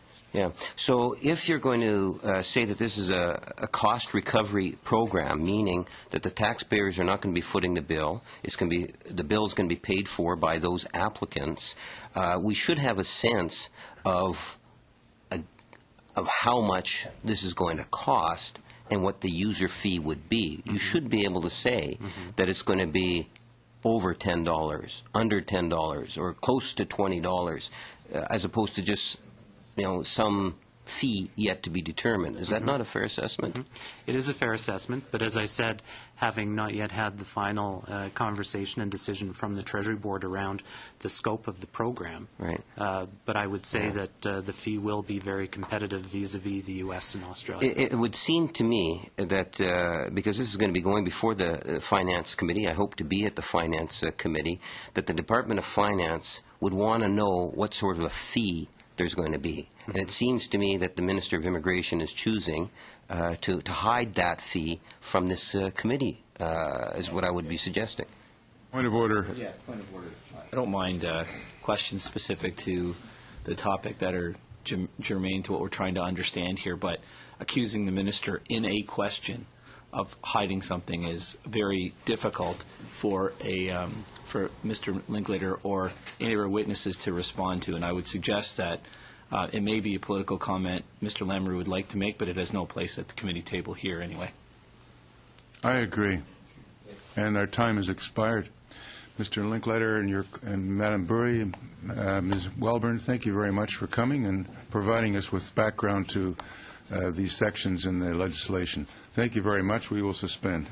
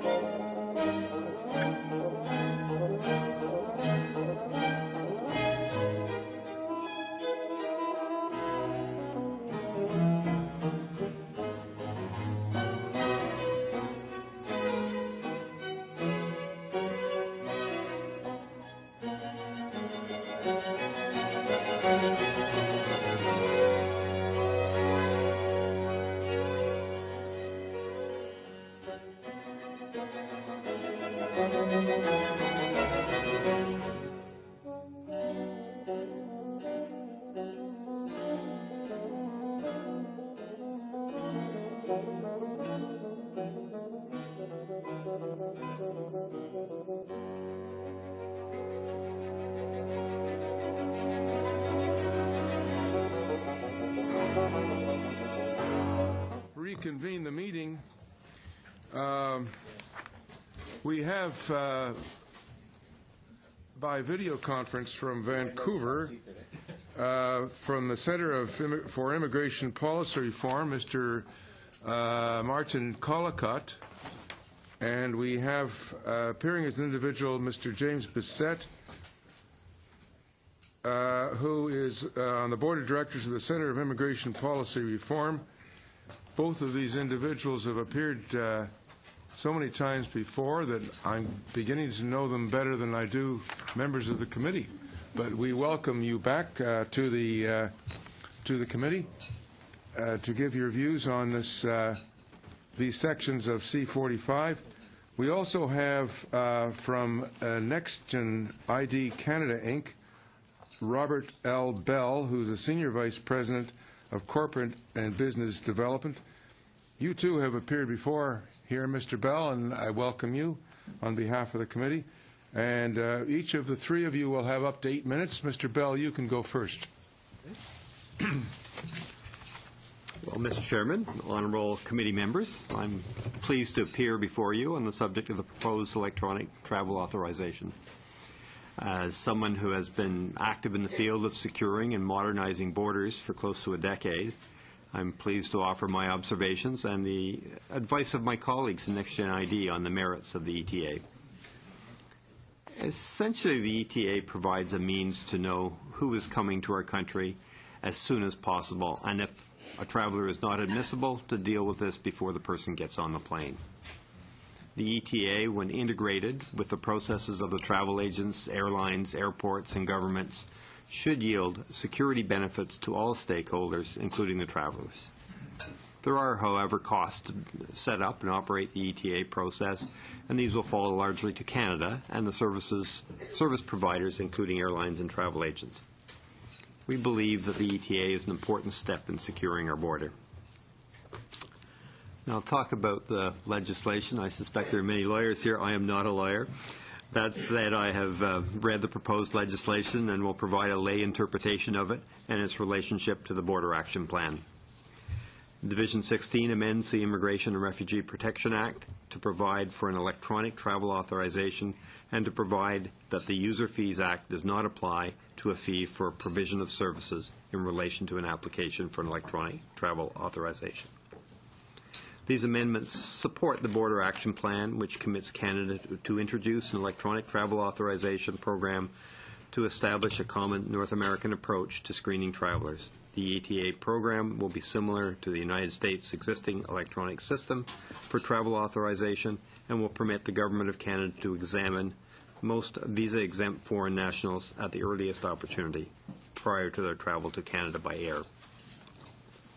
So essentially, this is an electronic visa for most people traveling to Canada who currently have been exempt from applying for a conventional visa. This division amends Section 11 of the Immigration and Refugee Protection Act by creating the requirement for persons seeking entry to Canada from visa-exempt countries to complete advanced electronic screening prior to departure for Canada. This will necessarily involve enhancements in several security area sectors, including database integration technologies and database analytical software technologies. There was a considerable discussion about that with the earlier speakers. Near real-time response for most ETA applications will be essential for the success of the process. This initiative will be self-funded through user fees, also authorized under the amendments to this division. So, what are my comments on the legislation? The ETA will implement screening based on the name of the traveler. This is good. However, name checks do not detect the people that are traveling on false documents or assumed identities. This is a known and continuing problem. However, there is a solution. A number of countries have successfully introduced biometric checks to address this problem. In the U.S. ESTA program, all electronic authorized travelers carrying passports issued after 2006 are required to have e-passports. I would expect Canada to have the same requirement. Each e-passport has a digital photo encoded on the chip in the passport, and this enables effective biometric identity confirmation. A live face image can be captured and compared with the image on the chip, thus making identity confirmation quick, easy, and accurate. This will catch the person traveling on a borrowed passport. The same live image can be compared against the face watch list to determine if the traveler is a person of interest. This will catch the bad guy traveling under an assumed identity. So who are the bad guys? Again, a previous speaker talked to that. There are domestic and international security risks. There are domestic and international fugitives for serious offenses. There are international criminals. There are non-admissibles for human rights offenses. There are criminal deportees. And there are failed refugee claimants, or sort of the major classes. These people are generally not caught by the current screening if they have good documents for their assumed names. Inasmuch as the stated objective of the ETA is to detect and prevent entry of persons who are inadmissible to Canada, we recommend that this ETA screening be augmented by the deployment of face recognition biometric technology at points of departure for Canada and at ports of entry to Canada. So there was, again, some discussion earlier about two main models out there, the Australia and the U.S. system. Australia has been operational since 1996, the U.S. since 2010. The U.S. ESTA and the Australian ETA are similar in many ways, but differ in the details. Primarily, I expect, because of the larger number of visitors to the U.S. Both seem to work well. Both countries do biometric identity checks at the border. The U.S. does watch list checks based on fingerprint and face images. Australia compares the face image on the chip to the live captured image. Canada will need to implement biometric checks, as we cannot continue to depend on name searches only. The U.S. ESTA issues a token, a document that you print on your home printer, that reflects that you are a holder of an ESTA. We would question if this is necessary and suggest that it opens a weakness in the system. The Australian system does not require a token and depends on the reliable electronic record. Canada should consider this alternative. There were discussions of fees earlier. Both countries charge a fee for the ETA. The U.S. fee is $4 for processing the application and $10 for the issued ESTA. For Australia, the fee is $20. These fees have caused some reaction from the EU. The European Parliament has criticized the United States for imposing an ESTA fee on foreign visitors, thus raising the possibility to levy a similar fee on American travelers to the EU. To my knowledge, that hasn't been done. Australia has entered into a no-fee reciprocal agreement with the EU and has recently introduced an e-visitor equivalent to the ETA, which applies to short-term, non-business travelers from EU countries. We support the ETA initiative. We would not anticipate that the ETA process or the ETA cost would be a factor in a tourist's or a business person's decision to visit Canada. Hence, we would expect enhanced perimeter security with no measurable economic impact on Canada. I'd be pleased to respond to any questions that you might have. Thank you. Thank you, Mr. Bell. Mr. Collicott from Vancouver. You have up to 8 minutes, sir. Thank you. Thank you, Chairman. The proposed electronic travel authorization makes sense, particularly if it provides screenings for nationals of countries that are visa exempt and who plan to travel to Canada. At the moment, we don't have anything to cover them.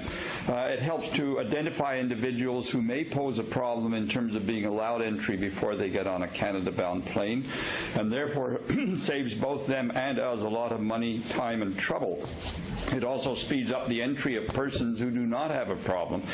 The system will not be perfect since it's based on name recognition and leaves open the possibility someone may gain entry by using a false identity, and it'll be more effective when biometric screening such as face recognition is available, and I think Mr. Bell just made that point. One of the reasons we're putting in place the EA electronic authorization system is that this is one of the commitments we made under the Beyond the Borders plan we agreed upon with the United States in December of last year, and it will be part of more extensive arrangements with that country to facilitate the movement of people across our mutual border, as well as identify those we need to keep out. And I would mention in this regard that the implementation of this agreement with the U.S. would bring with it substantial benefits to Canada. Canada. A Fraser Institute paper released 3 months ago noted that there has been a substantial decline in travel by Americans to Canada since the events of September 11th, 2001, when the U.S. began thickening the border in terms of security measures. And while some of the decline in travel by Americans might be attributed to the less favorable exchange rate of the American dollar as well as the economic crisis beginning in 2008, both of these developments started long after the decline in the number of U.S. travelers to Canada had begun. The Fraser Institute paper estimated that roughly $7 billion per year in tourist-based receipts had been lost for the Canadian economy as a result of this decline in cross-border travel. Much of this might be regained if we implement the screening arrangements provided for in the Beyond the Borders Action Plan. The paper's authors also noted that the implication of the action plan would result in savings to Canadian taxpayers of somewhere between $600 million and $1 billion annually, although they weren't able to identify how much of this amount would be due to the implementation of the ETA and related elements of the plan. I'd like to raise a couple of issues that have been mentioned in connection with the electronic authorization plan and other elements of the plan. One is that entail the exchange of information with the United States, and whether such measures will be consistent with Canada's privacy requirements. And in this regard, the Federal Privacy Commissioner will certainly be consulted when the various measures are being considered. There has in the past been some fairly robust debate in Canada concerning how much information about individuals should be made public or shared with the United States.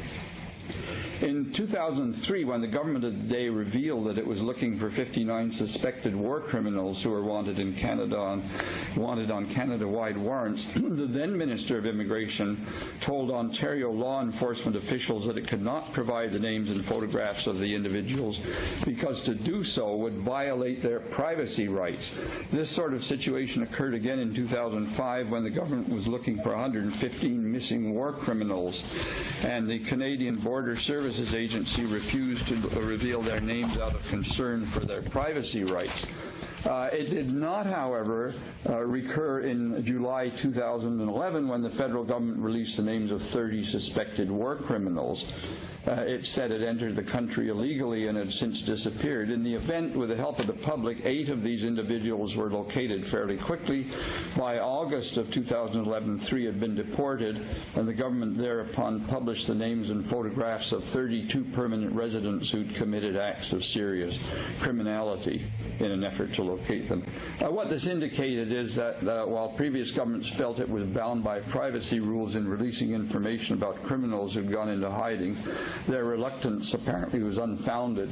And while therefore privacy concerns will definitely have to be taken into account when specific arrangements are drawn up on the sharing of information with the United States, it should not be assumed that we are limited by privacy restrictions in releasing information on individuals, as government authorities had assumed was the case in 2003-2005. Moreover, in the event that the effective implementation of sections of the action plan that clearly benefit Canadians and enhances our security entails a review of the adequacy of our existing privacy legislation, we should be prepared to consider amending that privacy legislation. That, of course, would have to go for debate before Parliament. Chairman, I'll conclude by flagging 2 other issues that have been raised in connection with the implementation of the agreement with the United States. One is the contention that in adopting the various measures provided for in the action plan, either the United States, no discrimination between the treatment of citizens and of permanent residents in either the United States or Canada, that there be no such discrimination. The fact is, however, that if non-Canadians, and that includes permanent residents, or war criminals are involved in or support terrorism or have committed serious crimes, we do not have the same obligations to them as we do to Canadian citizens, and this is supported in international law. The international consular agreements does not provide for access to non-citizens, and domestic law, of course, permanent residents don't have have voting rights or passport rights. So I think we cannot automatically extend exactly the same rights to non-citizens just because they're permanent residents as we do to citizens. The second issue is whether full due process has to be accorded to everyone whose right to enter Canada has been denied by the implementation of the Electronic Travel Authority regime or by any other measures provided under the action plan. Were we to allow full due process to individuals refused entry into Canada, we would be in effect allowing any non-Canadian in any part of the world to challenge negative decisions. This might be a field day for immigration lawyers, but it would be a disaster for the Canadian legal system and a serious erosion of control over our sovereignty. And when I spoke before the committee 2 weeks ago, I mentioned that we already had a problem with people in Canada who weren't Canadian citizens. The Section 7 of the Charter of Rights and Freedoms was badly drafted. As a result, a Supreme Court decision in 1985 made it possible for failed refugee claimants to delay their removal from Canada for years and even decades. So we already have a problem with non-citizens on our soil having a degree of due process no other country allows. We certainly don't want to extend that to non-Canadians who aren't even here yet. So I just flagged those two issues because they've already been raised, and they're probably going to come up for further discussion. Thank you, Mr. Chairman. Thank you for your presentation, sir. Mr. Bissett. Thank you, Mr. Chairman. When we're talking about the Electronic Travel Authority provision in the legislation, I think it's critically important to remember the underlying reason why this legislation has come forward. And it stems, of course, from the tragic events that took place on 9/11 with the terrorist attack on the World Trade Center and the Pentagon. And that horrendous event some have said has changed the world. One of the things it certainly did was make both the United States and Canada suddenly realize that they were vulnerable to terrorist attacks. And both countries were then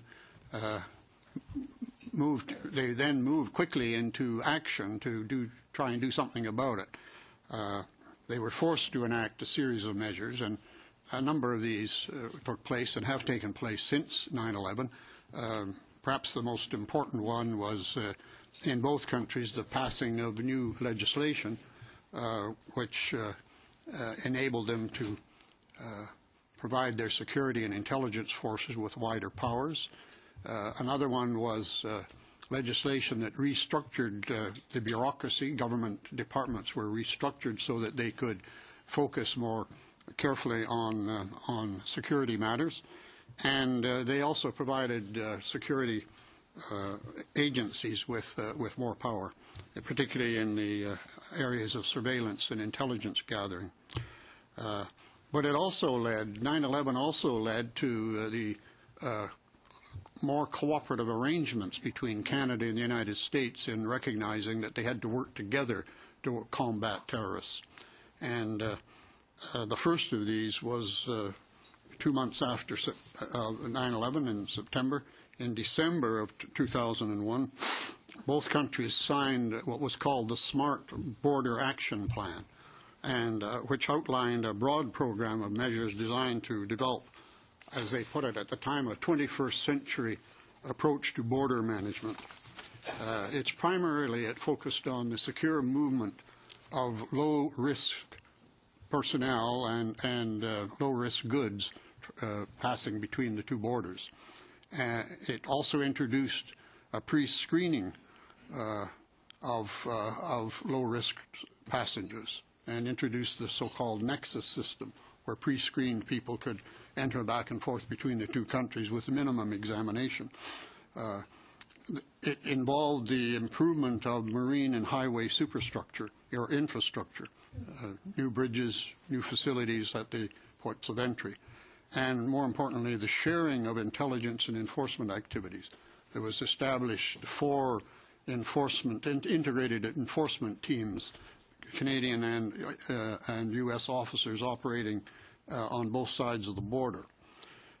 All of this sounded good, and these were essential steps, but unfortunately they were not working very well. So that by 2009, it was realized that instead of facilitating travel between the border of goods and services, the border had in effect been militarized. And we had customs officers armed, we had electronic and mechanical surveillance, we had aircraft flying across the border, and it became increasingly difficult indeed for goods and services to pass back and forth. Mr. Collicott has already mentioned the damage this was doing to trade and to tourism. In 2009, for example, there were 21 million less overnight or same-day visitors into the United States from Canada, and also in 2009 on the U.S. side, the overnight travelers to Canada from the United States was at an all-time 24-year low. So there was realization that something had to be done about it. The border that we used to boast about being the longest unprotected border in the world was beginning to look like the border at Checkpoint Charlie between East and West Berlin. To address these concerns at a high level, Prime Minister Harper and President Obama met in February of 2011 in Washington and issued a joint declaration entitled The Shared Vision for Perimeter Security and Economic Competitiveness. The declaration was essentially a reaffirmation of what had been announced in the Smart Border Plan, but this time it had high-level political support, and more importantly, it committed both countries to the implementation of a common security perimeter. A joint action plan on perimeter security was developed, and a Beyond the Border working group was established to study and to implement the measures that were aimed at keeping the border open for legitimate trade and travelers, and closed to criminal and terrorist individuals. The ETA is a part of Beyond the Border initiative, and it deserves the support, I think, of all Canadians. Australia, as we know, has had the system working for many years, and it seems to be working very well. The United States introduced it in 2009. Fortunately, Canadians and Mexicans were exempt from having to comply with it, but it also seems to be working well. It's a very simple concept, and of course it is to try and identify people who are inadmissible under the law from entering Canada. Because if they enter, it's extremely difficult, if not impossible in some cases, to remove people. There are many reasons for this. One, of course, is that anyone who gets here does have charter protection and therefore is entitled to due process. Another reason is that very often to return a person, you have to have their country supply them with passports. And very often the countries are not that keen to get them back. And you can wait for months, if not years, to get a passport to someone that has already been ordered deported. In addition to that, it's extremely expensive. The department estimates that to remove one individual, the costs range from $1,500 to $15,000, and there have been cases where one individual cost over $300,000 for removal. If you have a very dangerous individual, you have to charter a flight to take the person back, and that's extremely costly. The department also has estimated this year that they need $540.7 million over a 5-year period to remove simply failed asylum seekers, not others, just failed asylum seekers. That's a lot of money. So it's sensible to go ahead and try and stop the people who are inadmissible under the law from boarding aircraft and getting here. Some people have expressed concern that sharing a security perimeter with our southern border involves a loss of sovereignty. I think that fear should really be put to rest. I mean, sovereignty is an expression of a state's ultimate power to decide for itself what should be done by the state in matters affecting national security and the national interest. Entering into a mutually agreed arrangement with another country that enhances security and gives more protection to Canadians is certainly not a threat to sovereignty. So I'm all in favor of this very simple measure. It's going to lead, as we've heard this morning from my colleague Mr. Bell, it will have to lead on to biometric surveillance because the name check alone is a first step, but it's not very effective. One other advantage, I think, of going forward with this measure is that from the very beginning of September 11th, the Americans have thought and looked upon Canada as being soft on terrorism. Maybe you can wind up, sir. I notice you only have a few lines left. I just want to mention that, and many of them still do feel that we're soft on terrorism. We've got a wide-open immigration asylum system that they see as a definite threat, and this kind of a measure does restore that degree of confidence, and I hope will open up the border to trade and tourism. Thank you, sir. Mr. Menengakis has some questions. Thank you, Mr. Chair, and thank you to our witnesses for appearing before us today. I was certainly very encouraged to hear in your testimonies your support for this very important measure.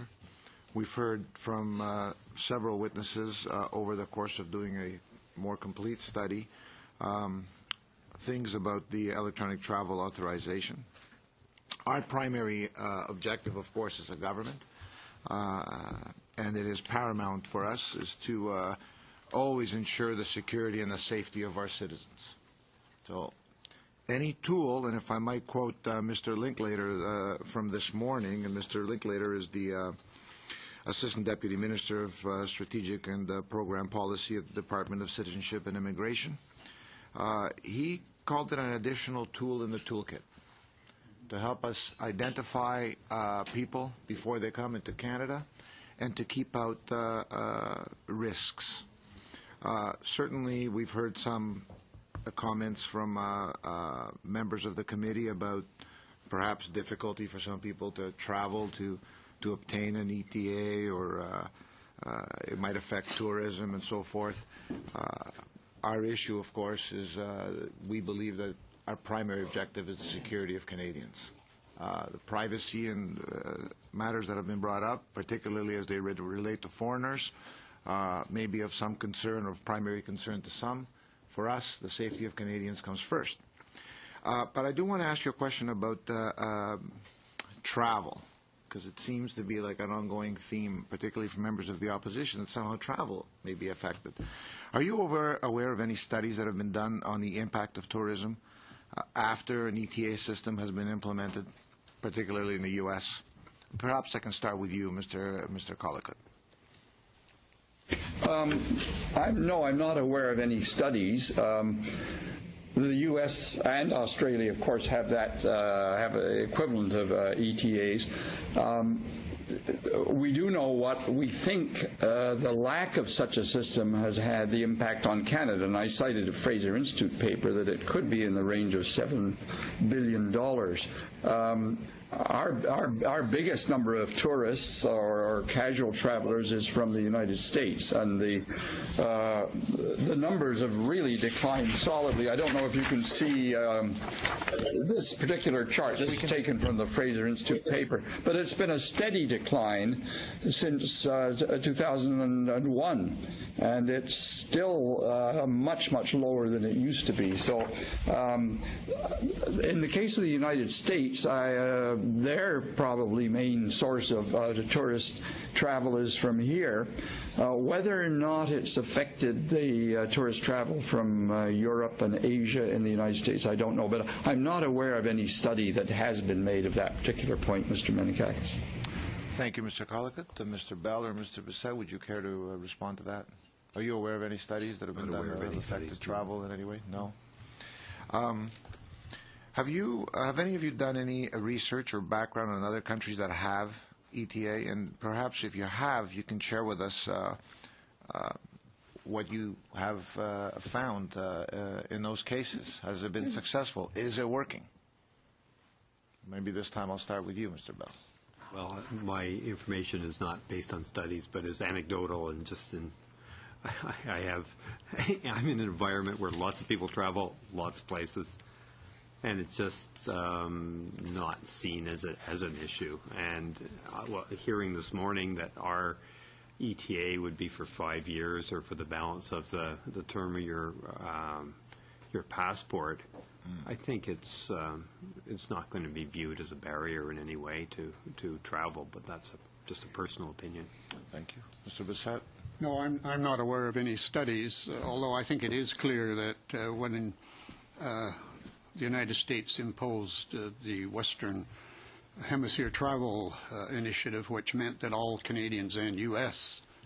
Had to have passports to cross through the border. I think that definitely had and probably still has, an impact on tourism.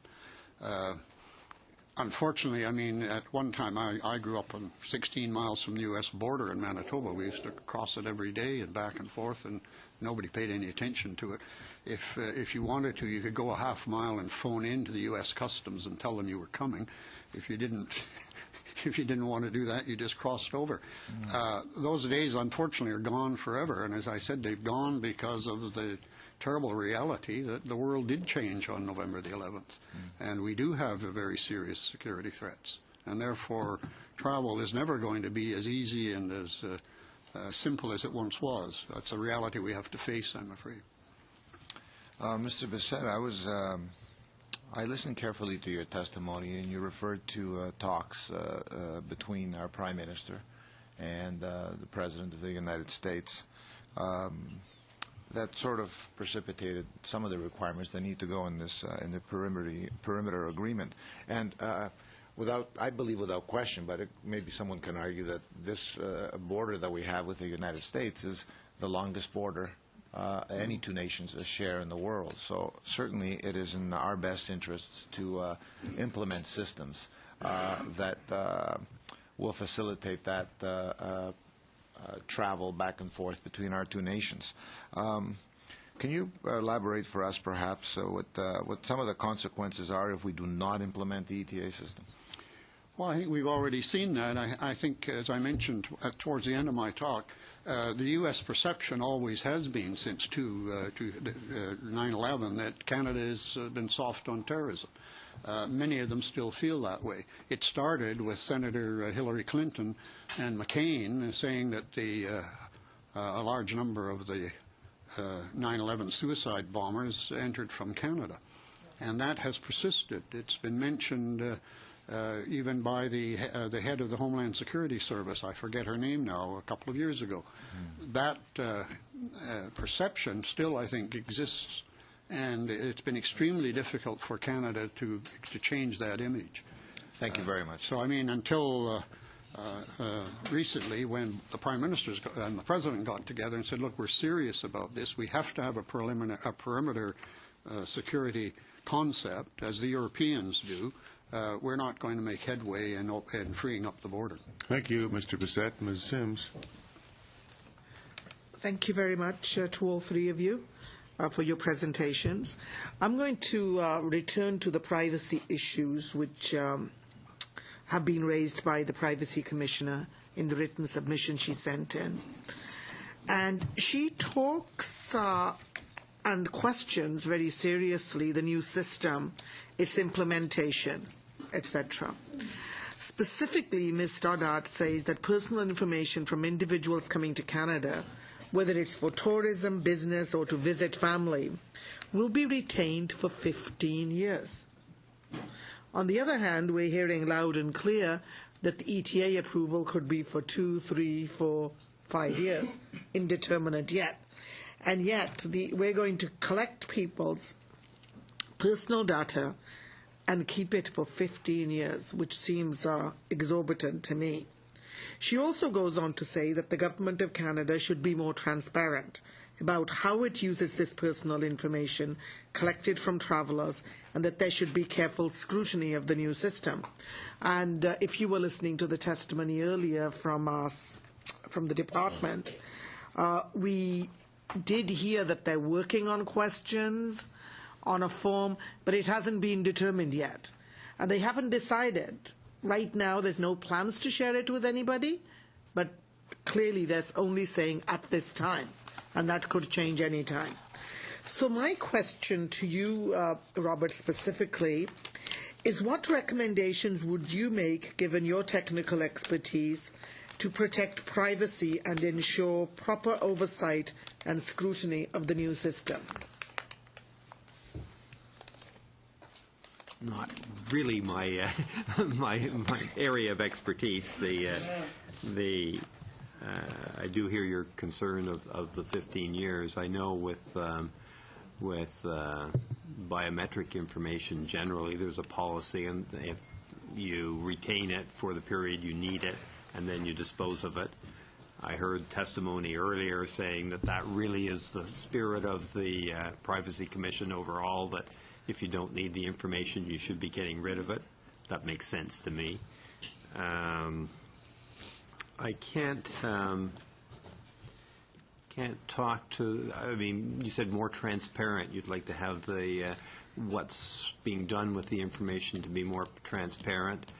Yeah, so the people, when they're providing it, know exactly what it's going to be used for. And I think that most information systems now include a statement of the purpose of the information, and but in this case, there's not going to be an opportunity to opt out.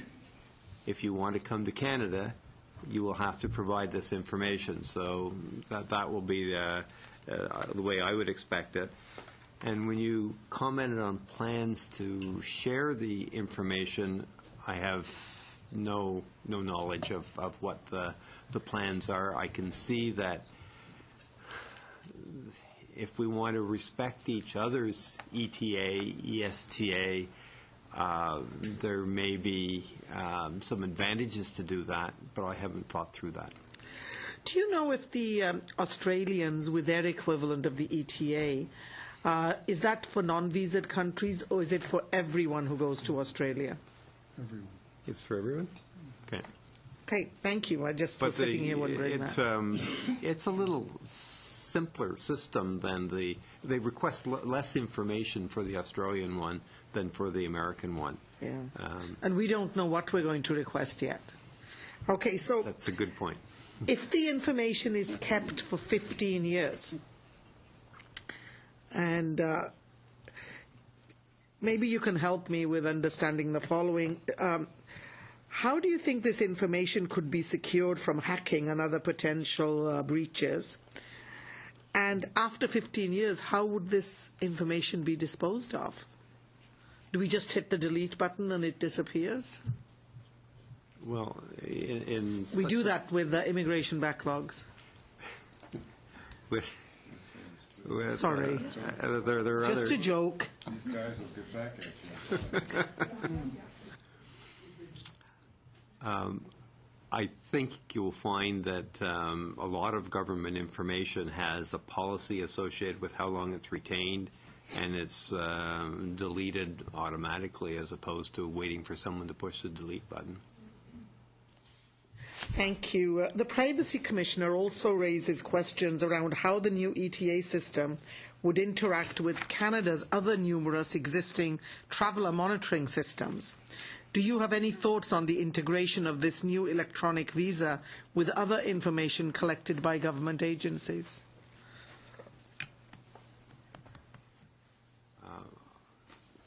I think I should let someone else respond to that. Yeah. Any of you who have the expertise in that area would love to understand this.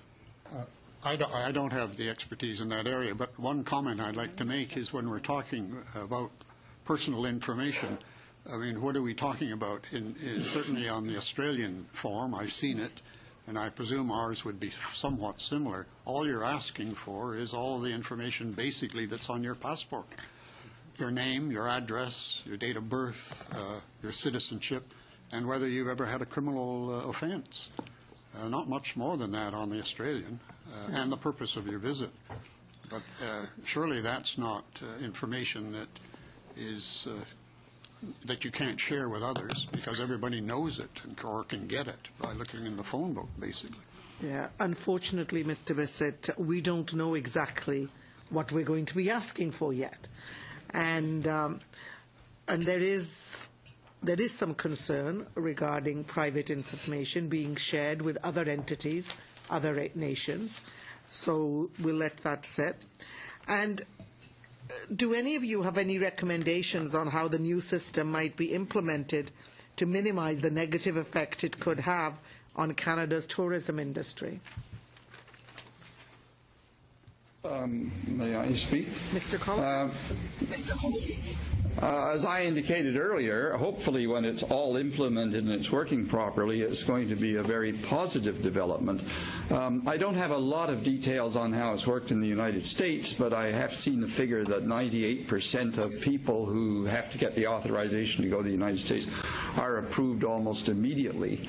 And if you're not approved, you can at least discuss it with someone. So, and that facilitates rapid clearance of the vast majority of individuals. So as far as I can see, it would have a very positive effect on travel to Canada. Now, there may be some people who just won't want to bother going through the process of getting the ETA. It can be done at the airport, but it's much faster if you do it online, and apparently it won't take more than a few minutes, and you can then print out the authorization and you're all set. So my guess is that it will facilitate rather than be an impediment. It might be an impediment for a few people who don't want to, who aren't online, then they've got to do it at the airport. But on the whole, I think it'll be a very positive development in terms of tourism to Canada, particularly from the United States. Thank you, sir. Mr. Lamoureux. Thank you, Mr. Chair. I think of the individual sitting over in Europe that has a brother or a sister maybe that they want to visit here in Canada, and the government tries to give the impression it's no problem, just go onto the internet, plug in a few fields, and then out will spit an approval within a matter of minutes. I don't quite understand how you do criminal background checks without having access to European computer data banks, or the whole issue of misrepresentation and things of that nature, which is quite often done when a visiting visa is required. It seems to me that there seems to be very little thought in terms of thinking this whole process through.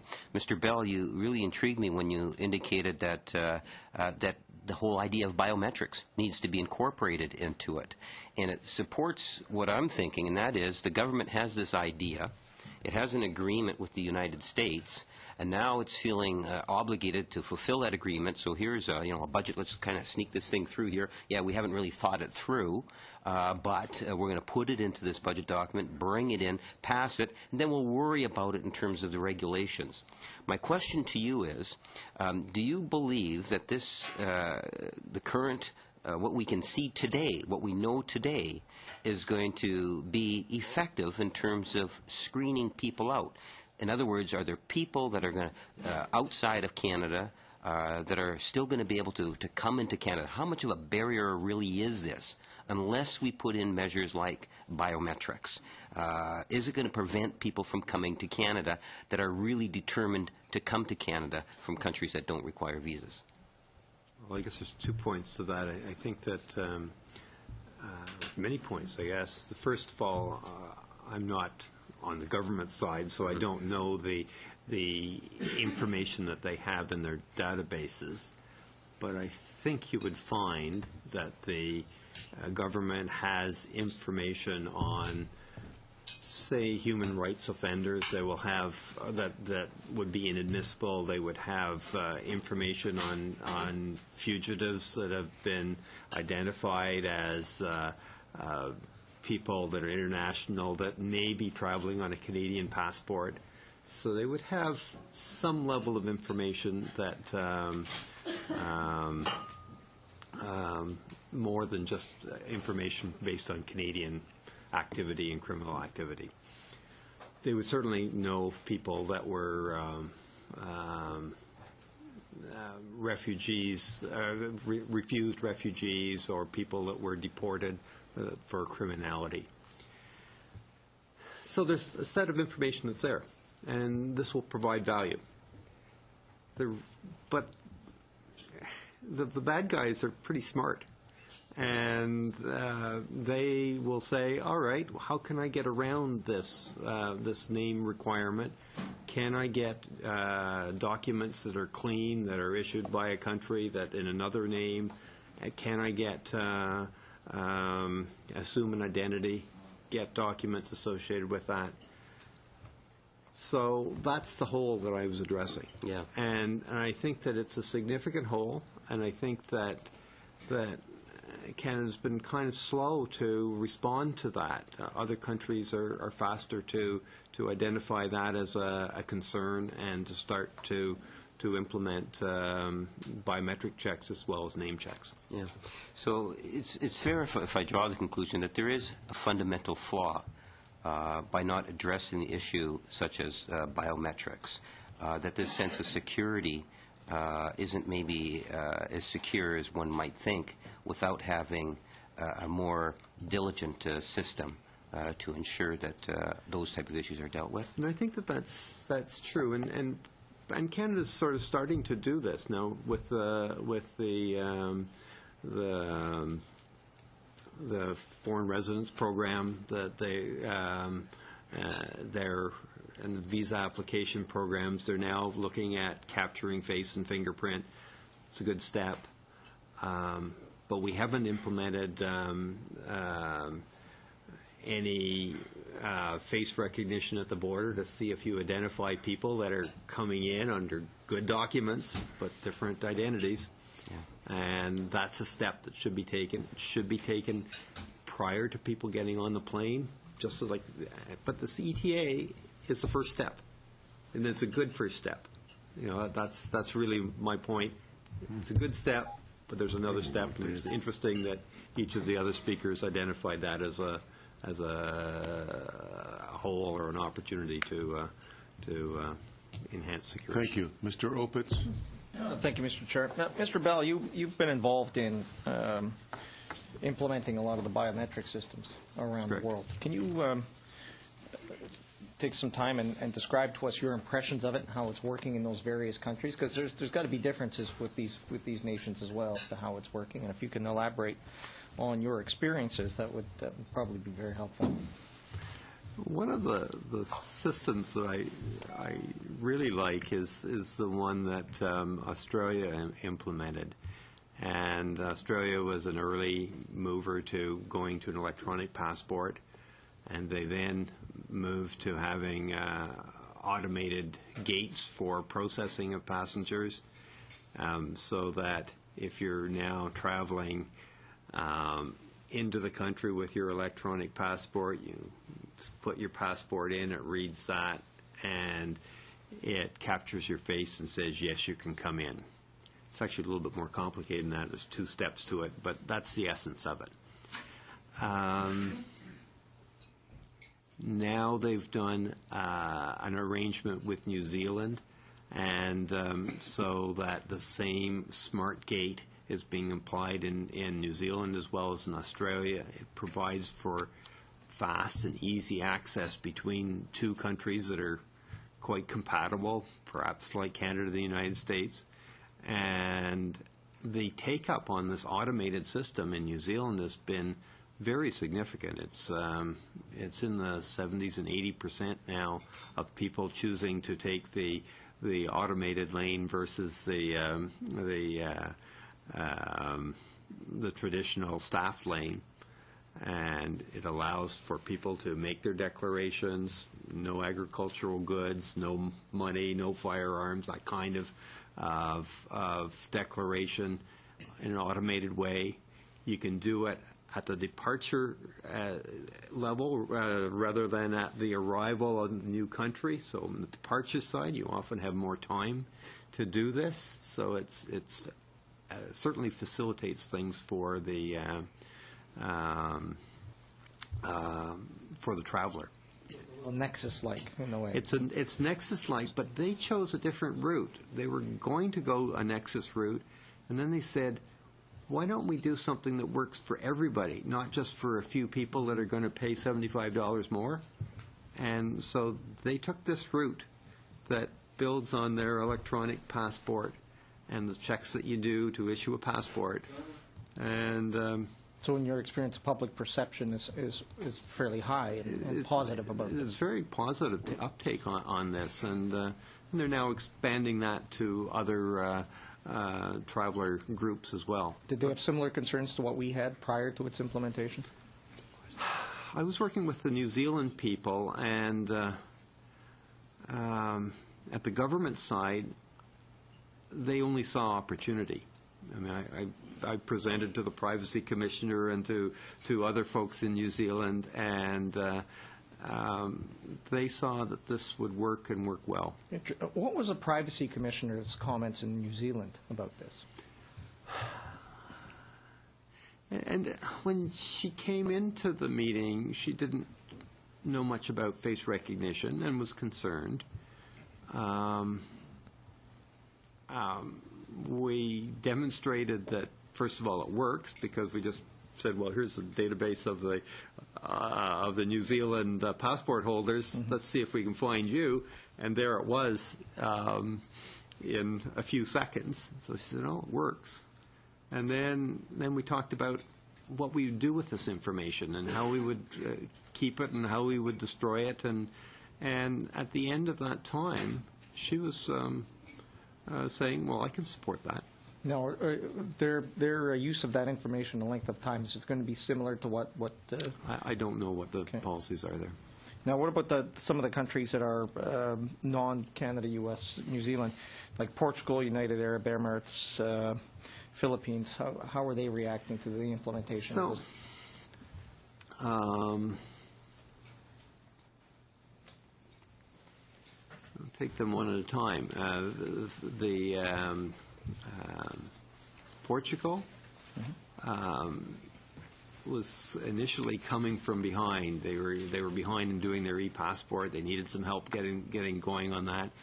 But now they've actually deployed automated capture of biometric information for their passport issuance and national ID issuance.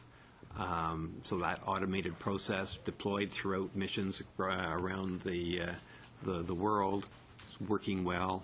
They've then implemented e-gates at their borders to do just what Australia's doing. They do it a little differently, but it seems like that's been accepted or not. Are we doing in time? No, I'm just checking, that's all. Okay, well, I was wanting to pace myself too. And they now have, and our partner over there now is one of the European leaders in implementing that in other gates. I got about 30 seconds, so I'm going to just jump in here. So overall, would your assessment be that due to the implementation of all this, those countries' security has been enhanced and the safety and security of their citizens improved? I would think that the safety and security has been enhanced. There have been cost reductions in their operations. So they've saved money. They've saved money, and I think they've got high acceptance. Excellent. From a user point of view. Thank you. Madame Gregouet. Merci, Monsieur le Président. Bienvenue à nos... Thank you, Chair. Thank and welcome witnesses. The departmental witnesses talked to us about this 5-year time period.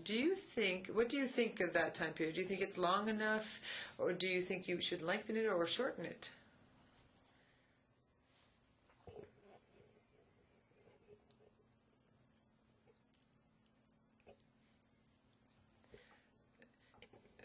Would you like me to repeat the question? Can you hear the interpreter, Mr. Bell? The departmental witnesses previously talked to us about a validity period. Do you hear the interpreter, Mr. Bell? Now do you hear the interpreter? Oh, good.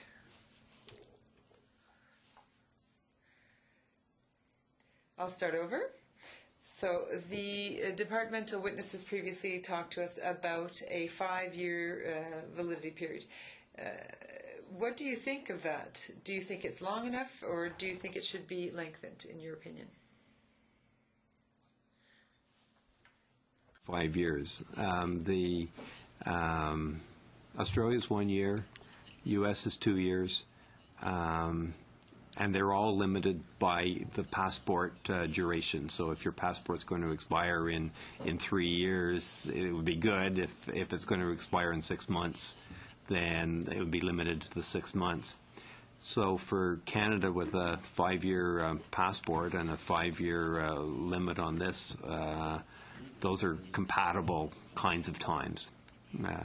Appreciate this applies to other people's passports. Ok, très bien. Fine. And should a foreigner, in your opinion, have some kind of recourse if the ETA application is rejected? And if so, what recourse should be offered to that person? I think I should have the people that are the policy folks respond to that.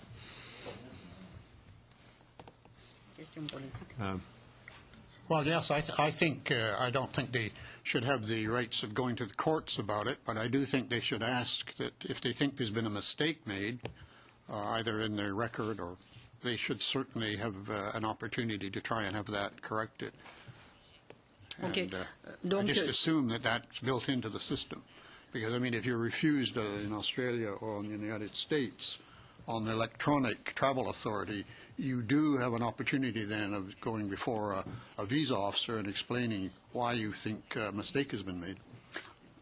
Ok, donc oui, privilégier un... So, not necessarily a court recourse, some kind of judicial recourse, but just to be able to clarify and ensure that the information is all correct.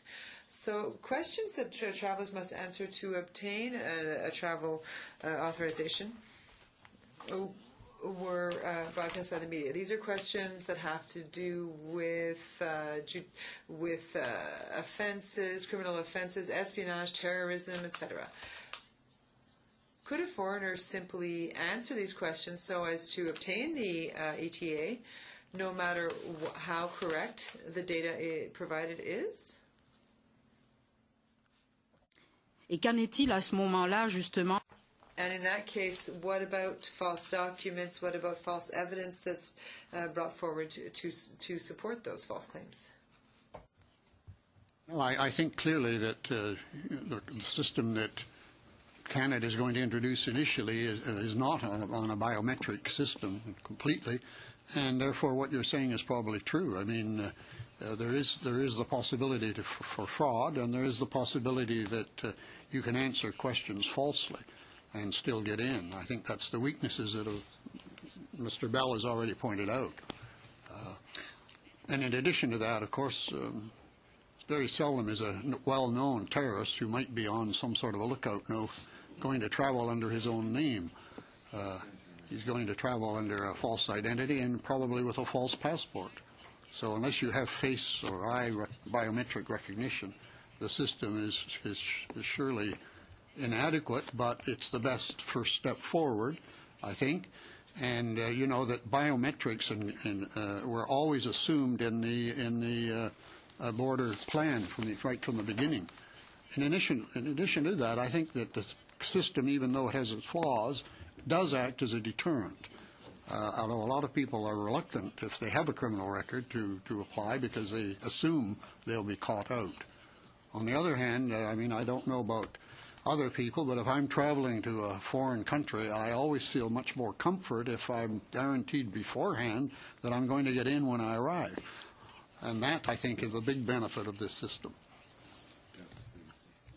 Okay. The United Kingdom, New Zealand, and Australia have already used this process of automatic authorizations. Now, do you know about any studies that were done to assess the results obtained by those countries? And could you tell us about them if you do know of any? Studies. Monsieur Bessec, Monsieur Collicotte. Mr. Collicotte? Not heard of any major problems. I might just comment, though, on your last question, Ms. Grouvre. In the case where someone's turned down, where their ETA we're out of time. We'll have to move on to Mr. Weston. All right. Sorry. Juste demander si... May I just ask if Mr. Collicotte could provide us with the results of those studies, if it's possible? later on. Study? We're having trouble. Are you asking me? Yes, sir.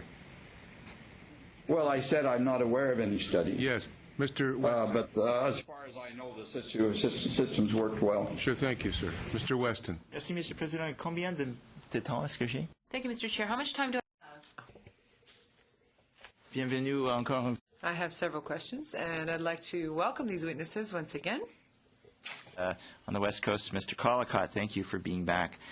Firstly, Mr. Bissett, you just mentioned in passing the incorrect belief of Senators McCain and Clinton that those 9/11 terrorists came through Canada. Could you just make sure we state for the record that that was incorrect and that was a deception? Oh, absolutely. I mean, that's been totally disproved. But despite the efforts of the Canadian Embassy in Washington and many others, it still seems to persist with a lot of Americans, including a lot of American politicians, unfortunately. Just appreciate that categorical statement. We can't hear that too often. Let me direct my questions to some economic issues. And Mr. Collicott, you referred to a Fraser Institute report. We may have already seen that in this committee, but I wonder if you could make it available through our clerk, because there's some really interesting points there. You mentioned the $7 billion decrease in tourism revenues. And my first question is, can you just give us 2 or 3 examples of how this ETA may help us recoup some of those tourism revenues?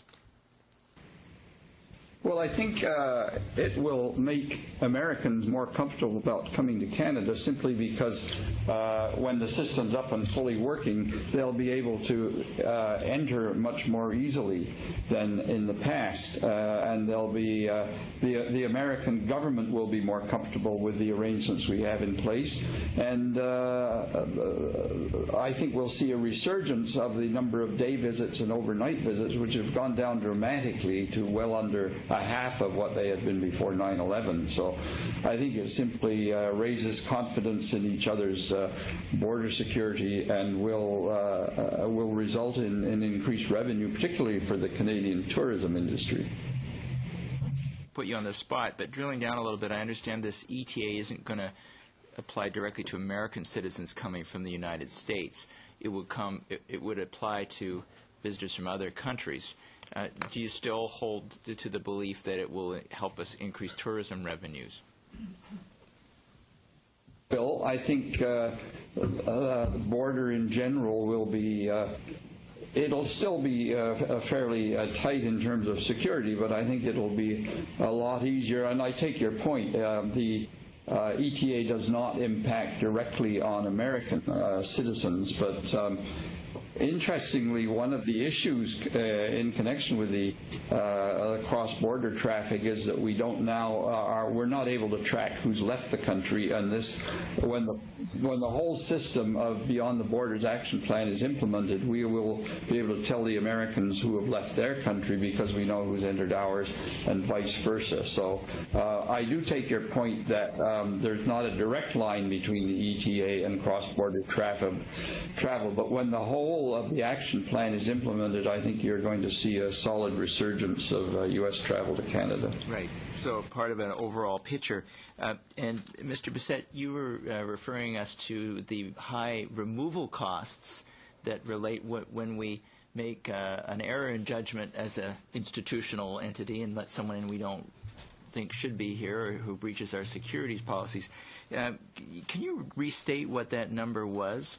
And I've got about a minute left, I think, right, Chair? Well, the department estimates that individuals being removed, the costs are from $1,500 up to $15,000.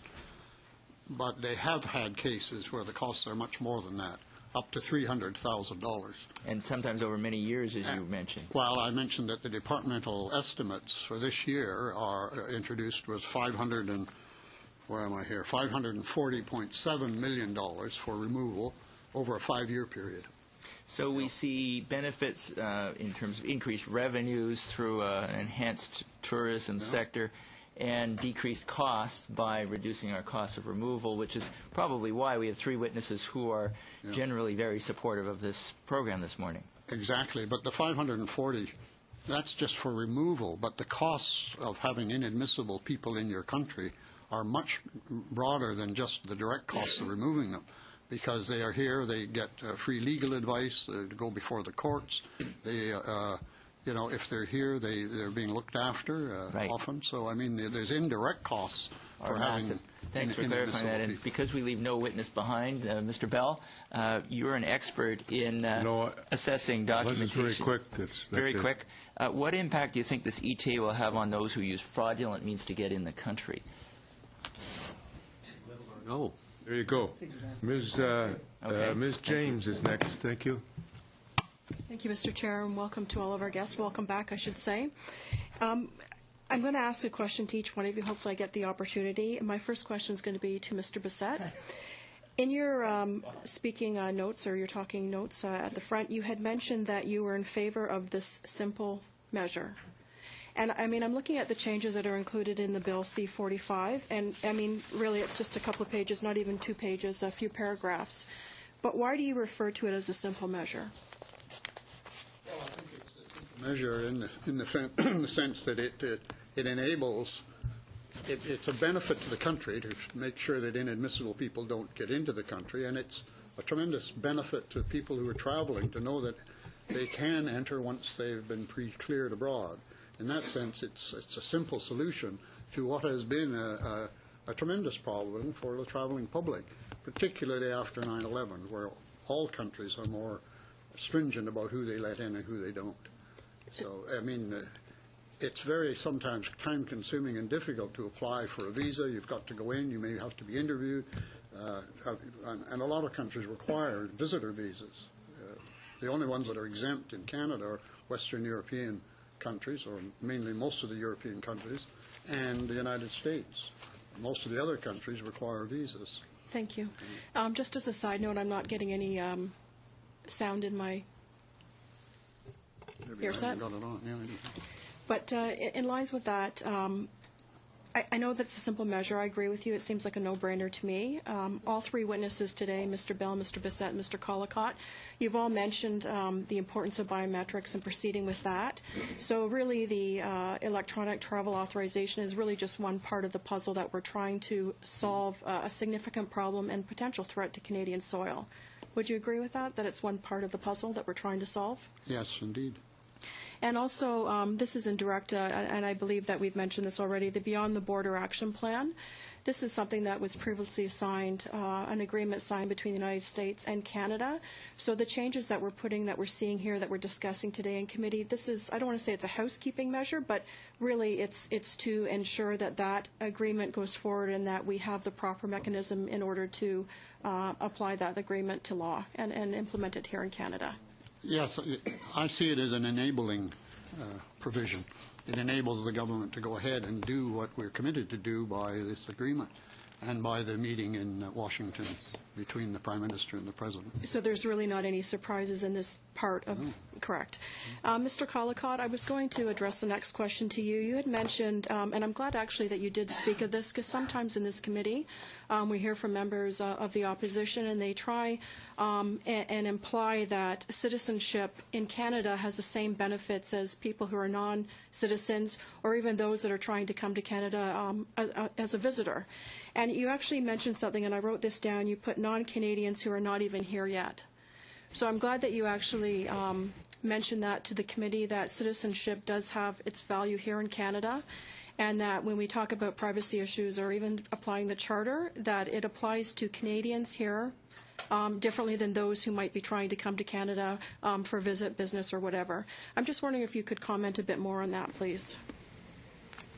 Yes. Well, I think we've, to some extent, blurred the difference between full citizenship and simply living here and having permanent resident status. In fact, the 1977 Citizenship Act reduced the residency period from 5 to 3 years to make it easier for non-citizens to become Canadians.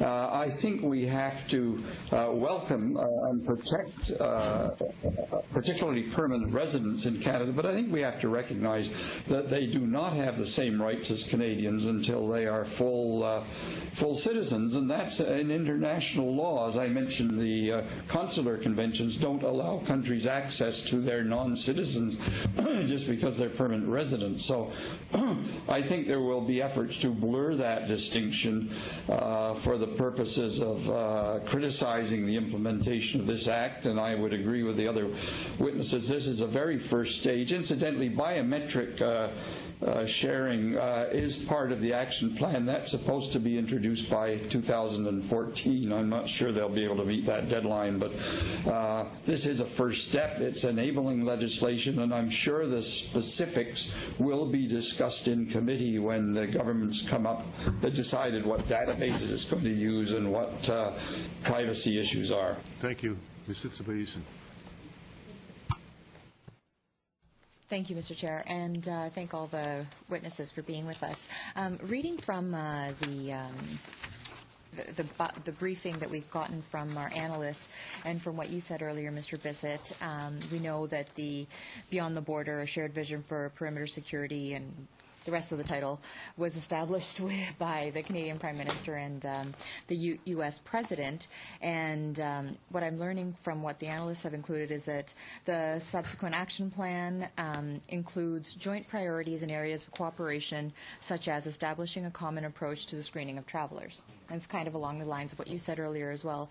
And so following from Ms. Sims' question earlier about Australia, Mr. Bissett, you said that our questions on the ETA will probably be that of Australia's, similar to Australia's rather than the U.S.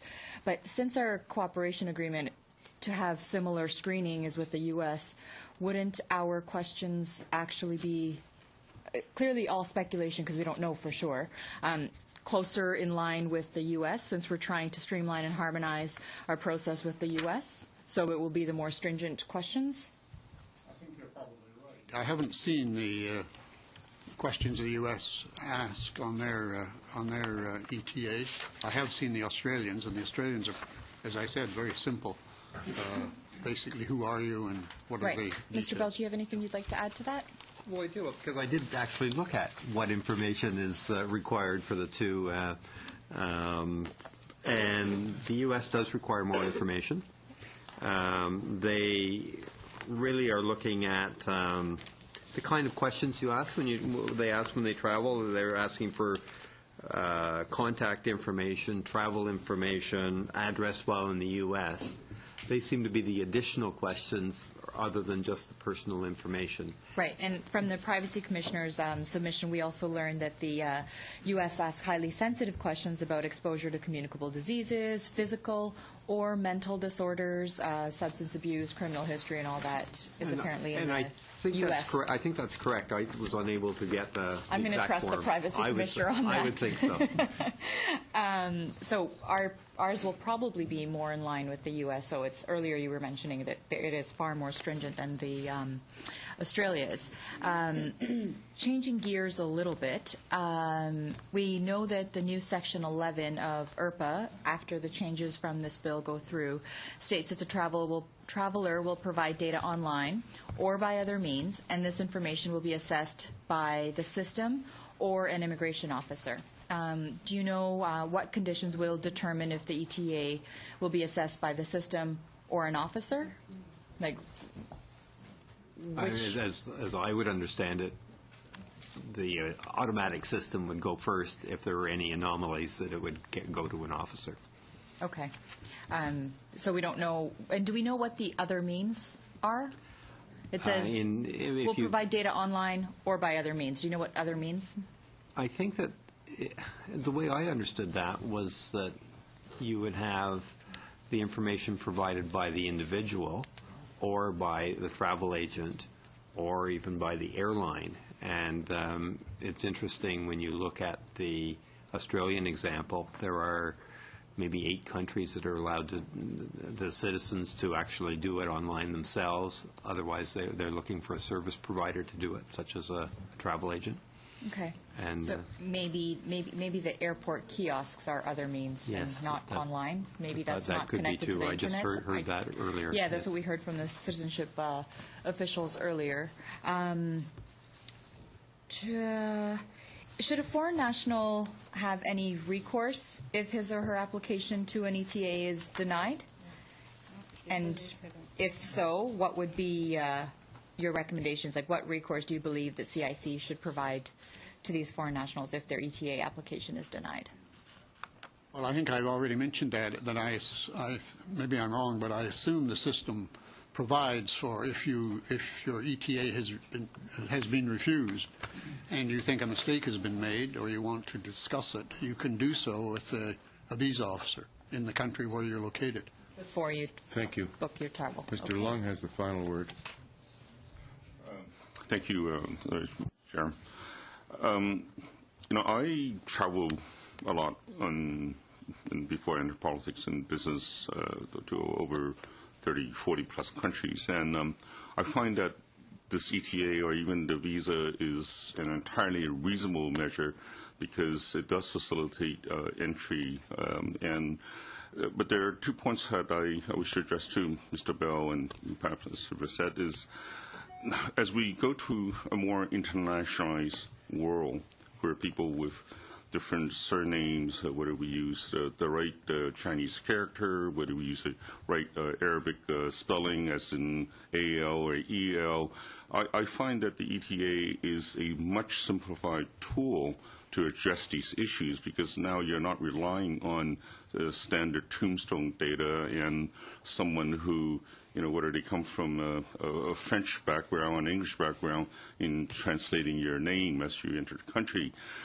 So that's one point. The other point is that in the entire Asia-Pacific area, Japan, Taiwan, Hong Kong, I think there's heavy reliance on these type of biometric data. I just wish to ask you to confirm that this is in fact true, that we are totally culturally sensitive to these issues, and also, once you're a business traveler, as Mr. Bassett mentioned, I would certainly want to know that I can enter the country before I'm at the doorstep and say, look, you cannot enter, because some of the questions that I have been faced with asking are have you ever been refused visa entry to any other country?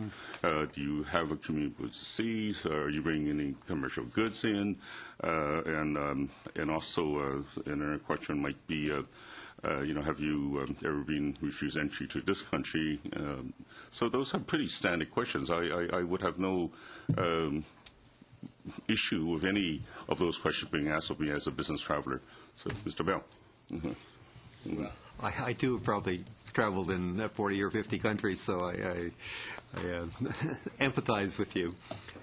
I think that the first question of names and spelling of names and different interpretations of names, I'm not sure the ETA addresses that. I mean, I think that's where biometrics will help you. That's where biometrics will help? That's where biometrics will help, and it's a classic use for biometrics. The question about acceptance in Asian countries, certainly we've seen that Hong Kong, in automating its border, was certainly a pioneer in that area. Malaysia, and going to e-passport, it's a pioneer in that area. We're seeing each of the other Asian countries, from Korea all the way down, are implementing to some extent some biometrics at their borders, and so it's common and it seems to be accepted. Is there another part to your question? Oh, the other part of the question is that as a business traveler, I'm sure, Oh, is it reasonable? These are totally reasonable answers. Exactly. I mean, travel to Australia frequently, the travel agent does it, or you do it at the airport. It's not a hardship. Yes, I see. Ms. Brissett, you mentioned that you... No, I agree entirely that we have to go that way, biometrics. we know now that the concept, the principle of pre-examination has existed for a long time. I mean, if you travel to the United States out of Ottawa, you go up to the airport, and if you're there, unluckily, on a bad day, there is a tremendous lineup there. Then you may have to wait to the point where you have it in all possibility of losing your flight. So this new system has got, I think, nothing but advantages for the traveling public. Yes, sir. Mr. Long. Okay, thank you. I want to thank the witnesses for coming, Mr. Bissett, Mr. Bell, Mr. Chillicott.